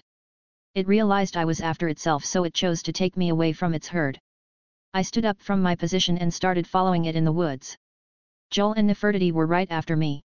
The white stag kept running nimbly between the trees, which forced me to cast hasten. I had to catch up to its speed somehow. It seems that the stag was trying to go somewhere in the south. For some reason I felt uneasy and tried to shoot it many times, but it was hard to aim at a running target between all these trees. It started to take turns at some places, as it apparently was trying to hide. The stag is very intelligent, but whatever, it can't escape my detection magic. 2. It came behind some rook and suddenly stopped. I didn't know what happened, so I thought it got stuck into something. Just as I was about to close on it, I saw the stag turning around and lowering its head. I suddenly felt uneasy. This stag was counter-attacking. This was its plan from the start. Take me away from the herd, affect my stamina by running around for a long time, then attack me. It sure is a nice plan. If only it was against an ordinary hunter. Joel, it's charging at us. Dodge! I shouted and jumped out from the way as the stag started his charge. I realized now that these antlers or the stag were stained by many spotted marks of blood. This is what I call a killer deer. The stag's charges did not stop, it would take distance and start attacking once again. It was a bit hard to hit with an arrow, as the stag was a little bit too fast to give one a chance. So it was like this. Fine, I'll kill you with my own hands. 2. I dispelled the bound bow and took out a dagger from me back, then stood face to face against the stag. It paused for a while, as it seemed it is the first time it got challenged face to face. Haha. You are one interesting fellow. Too bad I am killing you in the name of Herson. I said as I took a pose and got ready. As if it understood me, the stag also got into his charging pose. I could feel its fighting spirit from here. This stag would have been one hell of a mount if it got tamed. With a strong exhale, the stag charged at me. It took me a second later to move and I started running towards it, slowly. My plan was simple. Just as we were 5 meters from each other, I jumped as fast as I can and got myself on the stag. I was now riding it and it realized that things have gone south on his part. Before it could do anything, I was already stabbing its neck with the dagger. Blood spurted out from its neck like a fountain, yet the stag never stopped moving and tried to bump into a tree. Luckily, I got myself down and rolled on the ground. The big white stag, however, bumped into the trunk and fell on its side. It was squirming with its last breath and was kicking with its legs. It was already dying. "Jon, are you all right?" "Yes. That was amazing. You looked." "Jon, are you really all right? You look depressed." "Ah. It showed on my face, hey?" "Yeah, sorry. It's just too sad to take the life of a gallant fighter like that." 6. Joel listened to what I said and read my mood, so she remained quiet. Yet, it was not going to get quiet at all. Nonetheless, it was a good hunt and pleasing to watch. A voice replied to my last statement. "Whoa. NYAA." Joel jumped from her place like a frightened cat, followed by Nefertiti, who was actually a frightened cat. 3. "Jon. Get away." As I haven't moved, Joel tried to warn me. I simply turned around with a natural expression on my face. 1. I saw a specter of the stag I just killed standing right behind me. "Didn't I just kill you?" I asked, even though I know the answer. "Well met, huntsman. I am the spirit of the hunt, just one glimpse of the glorious stalker that your kind calls Herson, the one you hunt in his name." The specter was talking to me. It was an aspect of the Daedric prince of the hunt, an aspect of Herson. "If 't be true so, may I ask for thy favor, O glorious stalker?"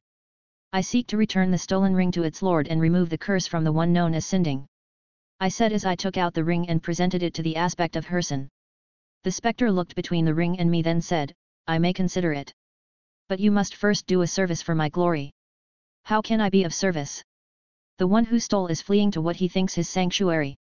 Just as a bear climbs a tree to escape the hunt, but only ends up trapping himself. Seek out this rogue shifter. Tear the skin from his body, and make it an offering to me." 6. "So it will come to this anyway." "I hear your command," I said with respect. "Fly, my hunter. There are others who vie for my favor. A bit of competition. Don't dally while the prey flees." As the aspect of Herson started to fade, it left me with those words. The strange thing is, its eyes were not focused on me. It was looking at Nefertiti. 6. Chapter 97, Ill Met by Moonlight, 3. This is truly unpleasant, but I couldn't make heads or tails of it. The way the aspect looked at Nefertiti was weird, even though she didn't react to it at all. Maybe Herson is a fellow cat lover. 6. Anyway, I should just put the idea in the back of my head now. I should find where Sinding has gone.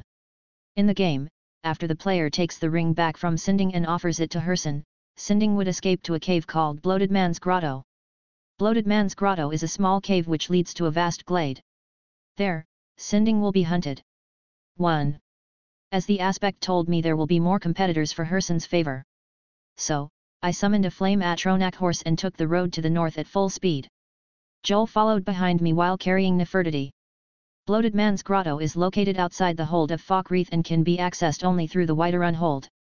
This made my day even harder.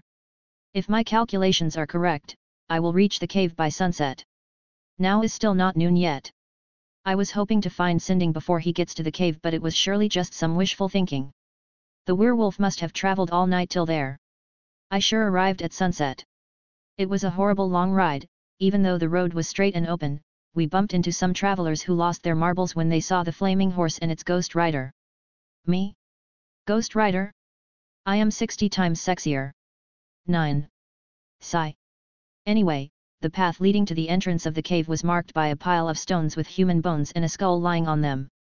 It sure looked dangerous, but we stopped to rest there before we go in. Joel dismounted her horse and sat on the ground. "Are you all right?" I asked. "My butt hurts, my back hurts, my neck hurts, my head hurts, everything hurts," she said. 1. Probably the high-speed non-stop ride was too much for her to handle. Nefertiti was already passed out too. "Okay. You can rest a bit, but there is no time to laze around, ladies. We have an innocent werewolf to slay." 1. "You are horrible," she said while looking at me coldly. 1. She was indeed tired. "Well, we can rest a bit before we go in. I don't think anyone has arrived yet." Just as I was about to sit, I heard "Gay-a-a-a." A miserable death shriek. This came from the cave. Joel said as she jumped up. "Yep, this came from inside the cave." I am going in. I stood up and walked to the cave. Can we wait here for a bit? Joel asked with teary eyes. A lot of hunters may come to this place anytime soon. It will be problematic to face them on your own. Gah. Fine. She took her bow out and readied some arrows. We went in just like that. The entrance of Bloated Man's Grotto led into a natural tunnel. The tunnel was a bit narrow but we went in just fine. After a bit of 100 meters in, the glade surrounded by short cliffs appeared and it was truly a place of natural beauty. What ruined the beauty of the place was 3 corpses lying around and were miserably cut to shreds. Looking left and right, I noticed a lot of fighting marks. After trying to detect the area with magic, I noticed a lot of signals from the northwest. The hunters are here already. Already? It seems so. What will we do then? Joel asked. You kill the hunters that obstruct my path. I will take care of Sinding. We started to run to the place I thought Sinding will be in. Just as I arrived, I saw some hunters and bandit-like people trying to surround a certain place. Met. Did any one of you see Sinding? I asked them in a friendly manner. One of the hunters looked at me as if he was looking at some idiot. He came to my direction and blocked my way. This is our hunt. Piss off. Take a cookie. I offered the man a thunder cookie to his chin. As expected, his chin couldn't handle it, or maybe all of his head was not to be found anymore. 6. Poor thing. What? No. The other hunters were frightened and tried to do anything but Joel was already killing them. I think we are a good team. I kill, she kills, they get killed. 2. Sinding. I came to see you, buddy. Come out, wherever you are. It's you. Sinding was in his werewolf form and appeared to be really pissed at me. He was stained with blood as it seemed he has killed a lot of enemies. Ready for round 2? I asked with a grin.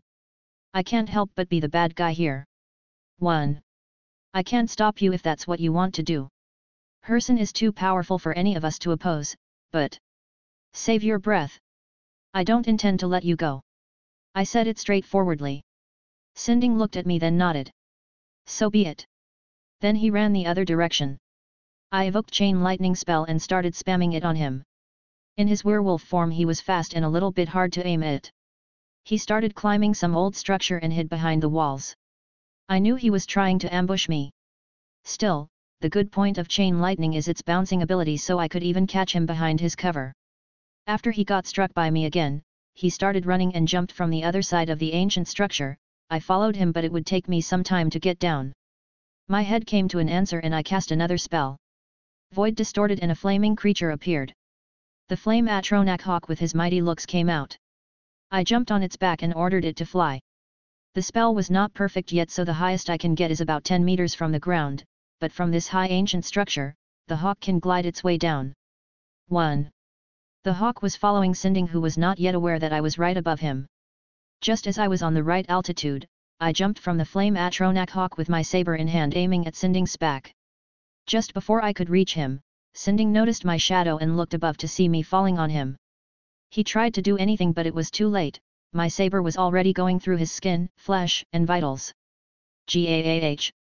He screamed from the pain, yet he used his monstrous strength to grab me and throw me away. It was not hard to endure as I managed to flip myself in the air and land on my feet. Looking back at Sinding the werewolf, he was crawling on the ground on all fours muttering something, then he breathed out his last breath out. That was not hard. Joel, I am done here. I yelled to Joel. Me too. I am coming. She killed all of them, impressive. Joel came down and looked a bit excited. What happened? No, I was just killing people a lot these days, so it felt fun. This. Sigh. Anyway, hand me the skinning knife. Joel took out the knife. It has a wide and short blade that is specialized in skinning animals. Dismantling was something I learned from my teacher in Riften, so it was not that hard for me. But it is my first time skinning a werewolf and it was troublesome, but I managed to take most of the hide. Putting the hide aside, I was about to start thinking of what will happen now, but the answer came by itself. You've done well, Hunter. The scary aspect of Herson appeared once again. This time, it looked like Sinding in his human form. I did as you asked. I said as I presented Herson's ring to the aspect of Herson. You did. And found mine favor. That skin will serve you well, child. Look more closely at it. My glories shall protect you from all this world's grievances. As the aspect of Herson said that, the ring disappeared from my hand and the hide I just took from Sinding's werewolf corpse started changing into something different. Finally. What I was waiting for. Whoa. Joel, who was standing on the side, started to look taken aback. After a short while, the hide turned into a cuirass. The Savior's hide. Good hunting. 1. The aspect of Herson left us with these words. Yet, I sensed some mockery in them. 7. What does that mean? Savior's hide, also known as Scourge of the Oathbreaker, is a Daedric artifact commonly associated with Herson. The name Savior's hide is usually associated with just the cuirass, but a full set of the hide once existed. The cuirass can be easily put on and was super light. Its weight is less than the leather armor and its sturdiness is that of the ebony armor, the strongest metal in Skyrim. 5. This armor is by far the best light armor for traveling. It doesn't stand out too much if one just put on a cloak on it. And of course, unlike the game, I am wearing pants with that thing. 1. Its magical effects grant the wearer a high resistance to both poison and magic, as Herson said, protect you from all this world's grievances. A/N, an image to the armor, https://ib.co/qw5gp1. I was still in Bloated Man's Grotto as I was checking the armor. I moved from the place I killed Sinding into a shrine located in the cave. It was a shrine of Talos. After putting the armor on, I tried it left and right and it just was super fit. Nothing can fit like an armor crafted by a Daedric prince on the spot. I was too satisfied with armor and asked Joel to hit me a few times, but it was just too good to feel anything. After this was over, I focused on the shrine of Talos. There were a letter and a blade next to it. What is that? Joel looked at the blade and asked. It was an unusual looking blade. This is an Akhavirai katana. The weapon that was adopted from the Akhavirai civilization by the Blades, the former intelligence agency of the Empire before and during the Great War. I replied. Whoa. Joel was taken aback again. I held the blade up and took the letter next to it. It said.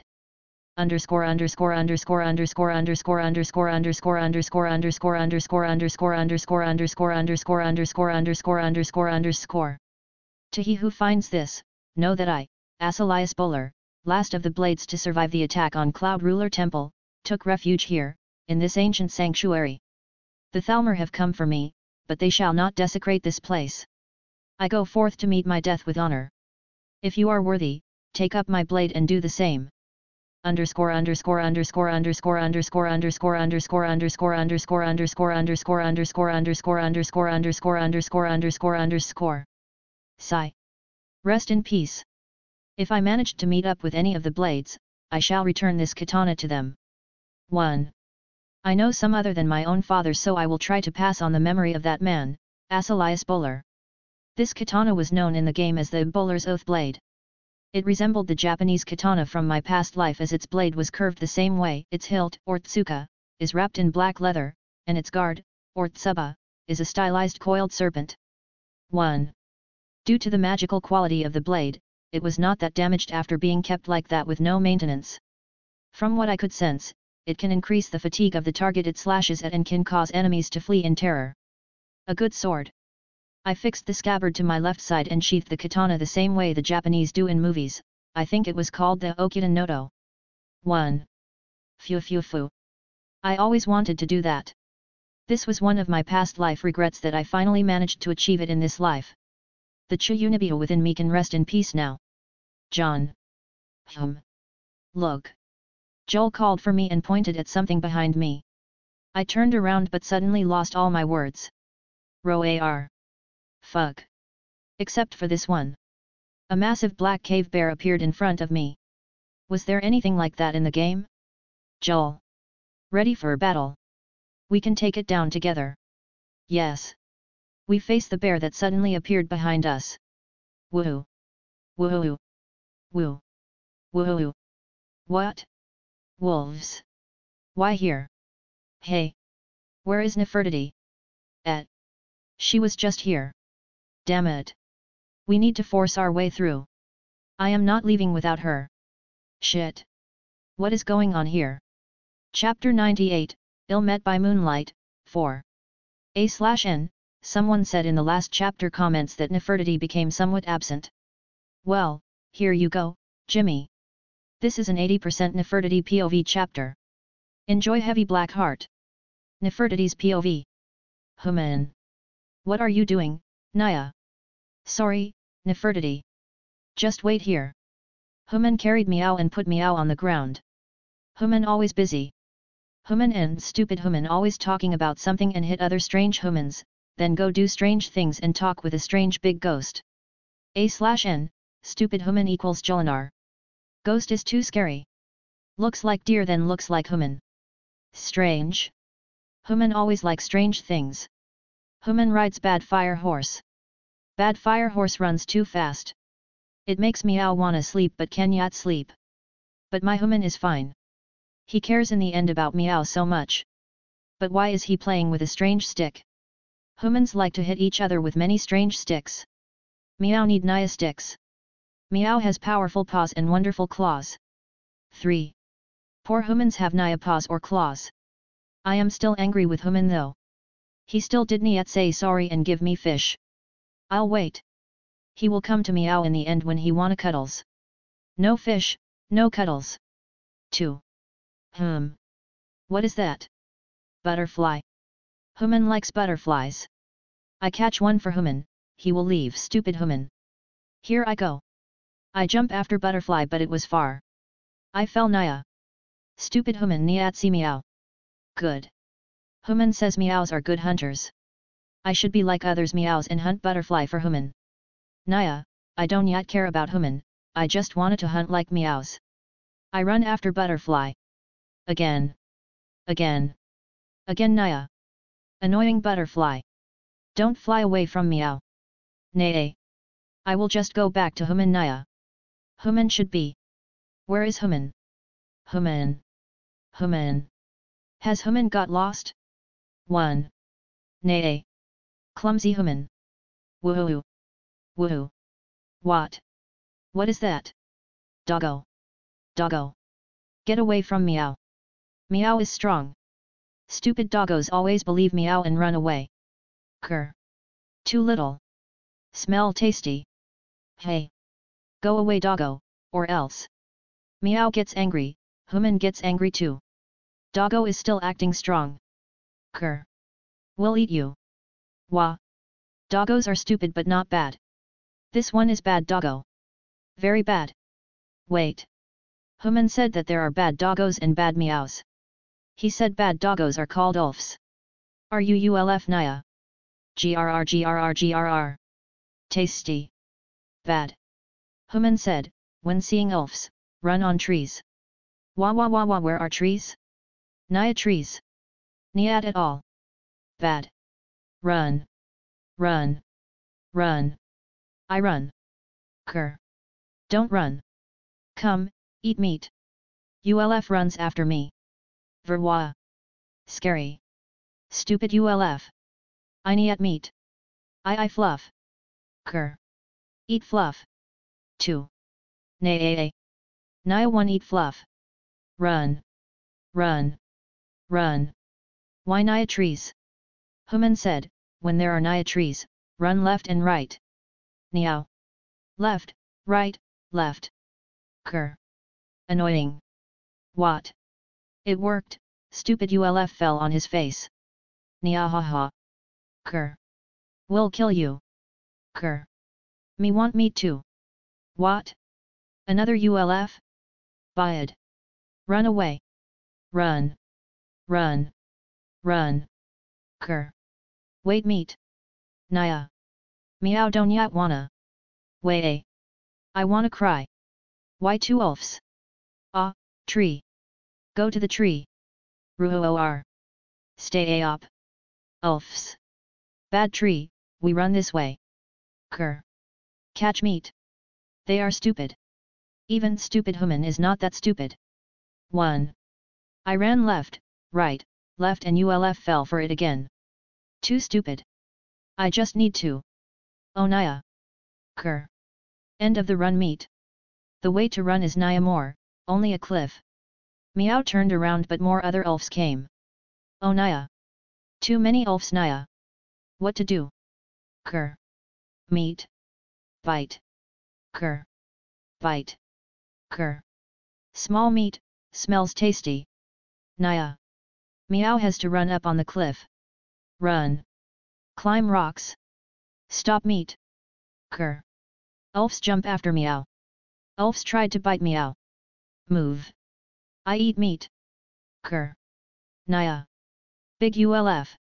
Big bad ULF is here. Why is there big bad ULF? Big ULF is bad. Big ULF can climb. Nay. Need to hurry. Almost there. Cur. Got you. 2. Meow can feel big ULF behind Meow. Naya. Big teeth. Jump. Cur. Annoying. Come meet. Safe. Meow is safe. Meow climbs a high rock, big ULF cannot climb. Cur. Get down meat. Naya. Go away. Cur. I come to eat you, meat. Big bad ULF is jumping. Naya. Big bad ULF can jump high but it can't reach Meow. Cur. Annoying. Nay. Big bad ULF jumps again but hit the rock and get down. Creak. Hey. What is that? Another rock moving? ULF jumps and rock shakes. If rock moves and falls down, big bad ULF dies. Yes. That's it. Human would do it like that. Meow smart. Like human, like Meow. Meow run and push rock with paws. Naya. Too big. Big bad ULF should jump. Stupid ULF. Come to Meow. Cur. It doesn't yet jump. Must make it jump again. What would human do? Yes. Human makes ULF angry. He would say bad things to make others angry. Big ULF. Your mama should be a mammoth to be this slow. Cur. Annoying. ULF jumps again. Creak. Your mama should be skeever to be this ugly. Cur. Kill you. Mama is a woodwolf. Creak. Sure. Your mama must be ULF with small legs, niahaha. You can't even jump on the rock like your mama. 2. Cur. Annoying meat. ULF too angry. ULF jumps again and again. Creak creak creak. It is moving. On ULF. Cur. Meatco. Woongay arbor. Rock fall on big bad ULF. Too much blood. Rock fall down. Other elves run away. Big bad ULF is too injured. Woon, Maya, T. ULF died. Meow win. Wah. So scary. Don't yet wanna run on you more. Human should just find me. Glory to the hound. The friend of the hunter. Even for the trappers, there is a thrill, only few can taste. 1. Nay. Why? Big bad ULF is beside me. Naya, that's not big bad ULF. You are the ghost who speaks to human. It's I, and you are nothing but the hound that follows the hunter, black one. 2. The hunter. You mean human? And Meow is niet doggo. There is no argument. But the hunter and his hound are bound by fate. The stronger they grow, the mightier they become. No hunter of mine shall go without the hound. No matter what form that hound takes. Either within the hunter as the shifters or as his trusty beast. The fates of the hunter and the hound are entwined and sealed. They live together and perish together. Meow don't understand. It is of no matter to me either you understand it or not, black one. Know that the hunter you follow favors no beast but you, and you should not be worthy of a mighty hunter like that. But strangely enough, you are. 3. What is that ghost ULF saying? The fate of the eldest one is guiding that hunter to a glorious hunt that I can't foresee. That's why I wish to witness the glory of the hunt that's yet to come. But that hunter can never be my champion. He can't be anyone's champion as he is already the champion of the eldest one. Thus, you black one, the hound, shall be my champion. Naya. Leave Meow alone.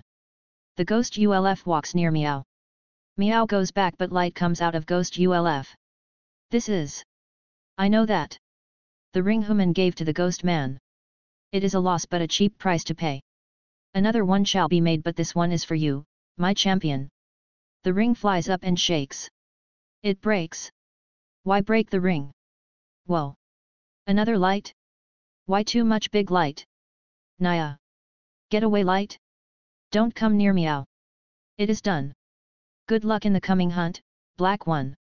Bring glory to my name, champion. Light goes in meow. Why? Scary. Go out. Ghost ULF is coming this way. Hey. Wah. I am falling. Ver wah wah wah. I can yet stop sliding all the way down again. No. Many elves are there. Ouch. I fell. Meow hurt. Meow. Meow is. Meow is sad. Meow is alone. Elves. Elves are coming. Naya. I can yet climb again. Meow, meow is weak. Meow needs human. No. Human can't come. Human is fighting Big Roar. Stupid human can't come too. She is with human. Meow is. Meow is angry. Meow is angry at meow. Meow is weak. Why meow is weak? Meow wanted to be with human. Meow wanted to say sorry for ignoring human. Meow has a lot to say. This can yet be the end. Meow is. Meow is so angry. Hey. Elves are. Elves are getting smaller? Yes. This meow is angry now, so elves become smaller. Elves are scared. Come elves. Meow hunt rats. Elves are small like rats. Come. Come. Niahaha. Ma a. Jon's POV. Ma a. What is? What was that? That was so loud. It is a cat growl. I am sure it is, but it is too loud, and it's echoing so much. It felt like the warning roar of an angry elephant. Joel. Was that my imagination just now, or did you hear that too? W, was just about to ask, you the same? Hey. Are you alright? Joel was shaking. She must be afraid of the growl just now. Roar. This annoying bear is still alive? I have beaten oblivion out of it, but it is still not dying. Get back, Joel. I am going all out here. I dispelled the bound spear I was carrying from the start of the fight and evoked Thunder Cookie on both hands. Raidman. Distract it. I ordered the undead I conjured earlier to distract the gigantic bear and started attacking it from the sides. The bear got annoyed as it knew I was the one commanding the undead, and it came at me with its right paw. Don't underestimate me, furball. I punched full force at its right paw with my right hand. Thunder Cookie on my right landed on its paw and destroyed its claws and shattered some bones from the inside. It did get blown away as I hoped. Tough bastard. The bear retreated backward and roared at me once more. I was waiting for that moment. With my speed that was buffed by Empower and Hasten, I reached its location in a blink and punched the other Thunder Cookie in my left at its lower jaw. Crack. The jaw cracked and the bear staggered and fell down dead. Finally. Damn, that was hard. Joel, hurry up. She was sitting on her butt and looked a bit pale. I casted calm on her. Better. Yes, thank you. Hurry up. Let's look for Nefertiti and get the hell out of here. Yes. Spread out. I commanded the undead to look for Nefertiti and investigate what the hell was that beast that growled just now. I used scan to the limit and covered all the glade. Found her. I ran like mad. The place she was in was near to the ancient structure. I ran and wished for more legs so I can run faster. Just as I reached there, the scene shocked me. Wolves. Over 20. A pack of them. All dead. Cut to shreds and bitten their guts out. A horrific fight. No. A one-sided massacre. What on Nirn happened here? Joel was shocked. Nefertiti. Where are you? I ran to where I could detect her. There she is. Lying on the ground. She was slightly wounded, but she was breathing, thank heaven. I crouched down but didn't dare to carry her. She may have a broken bone or anything. My head worked on its own and started casting heal on her. I put my maximum effort on healing her as her wounds healed at a visible rate. There were many blood stains on her mouth and paws, but it seemed it isn't her blood. How in oblivion did this happen? I finished the healing and carried her in my arm. She then woke up. Are you alright, Nefertiti? Human. Sorry. Don't yet leave me out again. she said and went to sleep again. What happened to her? I don't understand. Jon. Yes, Joel. What is it? Did she just talk? Hey? Chapter 99, Nefertiti's Transformation. Screams. Meow. Help. My arm. Please, gah. Monsters. How rude. Can you say that again on a closer look? Move away, Wuma, How vulgar. Stop. No. Run. Run for your lee. Maao. Annoying cat, catch the ones there. Stupid human. Do it yourself. Swoosh swoosh swoosh. Scratch scratch. Help me. Please. I am sorry, brother, but my brain is short on cells since last week. Rest in peace for now. I prayed for the man dying in front of me and gave him a merciful stab to the heart. The scene in front of me is giving me a serious headache. How the hell did this happen? I kept asking myself this question over 100 times since we stepped in this ruined underwater fort which was called Ilinalta's Deep. Actually, I have been asking myself that question for 7 days by now. 1. This was not the only question. There are others like why did this happen? And can this be still called a fight? And how fast clearing this place can be? Along with many other questions. Too many questions since that day in the glades. Somehow, I am regretting making a deal with Herson. I am not sure what happened that day in Bloated Man's Grotto but Nefertiti is making me worry since then.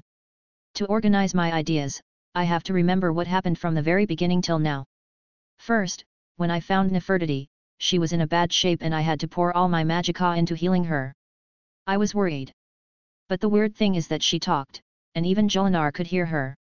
I mean, wasn't she always talking to me? No. What am I saying? Jolinar reminded me that day that cats aren't supposed to be talking, right? Why did Nefertiti talk to me from the beginning in the first place? Now that I think about it, it doesn't make any sense. I remember her saying that she could understand me and I could understand her because I am her human and we should understand each other naturally. But that isn't really natural at all, right? Cats don't talk.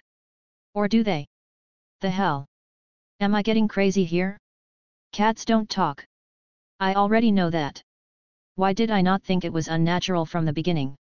I mean, I was happy that I finally befriended a cat but that should have never stopped me from noticing such an abnormality, right? Right? Oh boy. So all these times when I was talking to Nefertiti in front of people, I remember their reactions were a bit off. Even Nurina was looking at me like some sort of weirdo. I am losing a lot of brain cells thinking of this subject alone. Let's just continue from the point when Joel could hear Nefertiti. 1. After that Nefertiti passed out and kept sleeping for 3 days.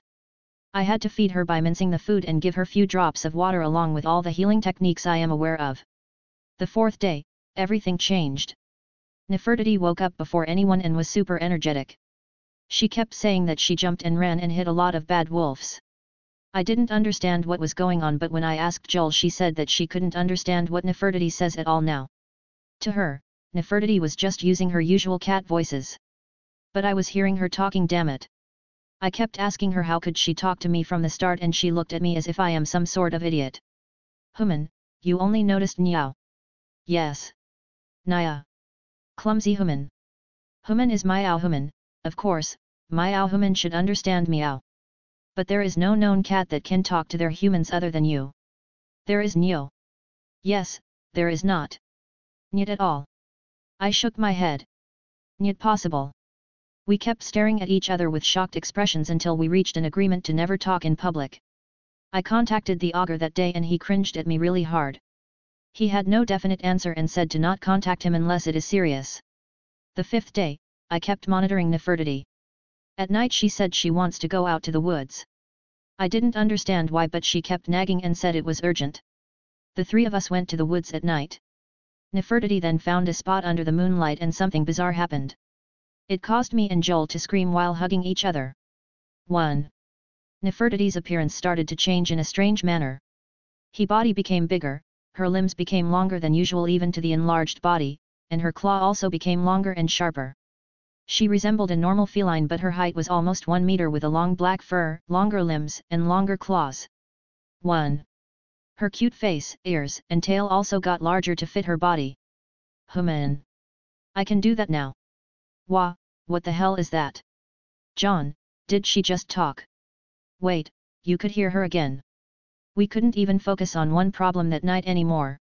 We were in a deadlock between Nefertiti's new appearance and could it be that Jolinar can only hear Nefertiti in her new appearance along with everything weird that happened that night. I had to contact the Augur again to report the development to him. He was interested at first but he said that Nefertiti got a beast astral extension into her soul. A beast astral extension is the soul magic technique that Herson uses to create his war creatures. But shouldn't the beast astral extension be a soul refined by Herson to be attached to a mortal black soul? How come Nefertiti's white soul can be attached to something like that? That would be true if the cat's soul was truly a white soul, but there is something that only few may be aware of. What is that? Rather than the mortal black souls, the lesser white souls, and the divine dragon souls, the souls of the cats can be considered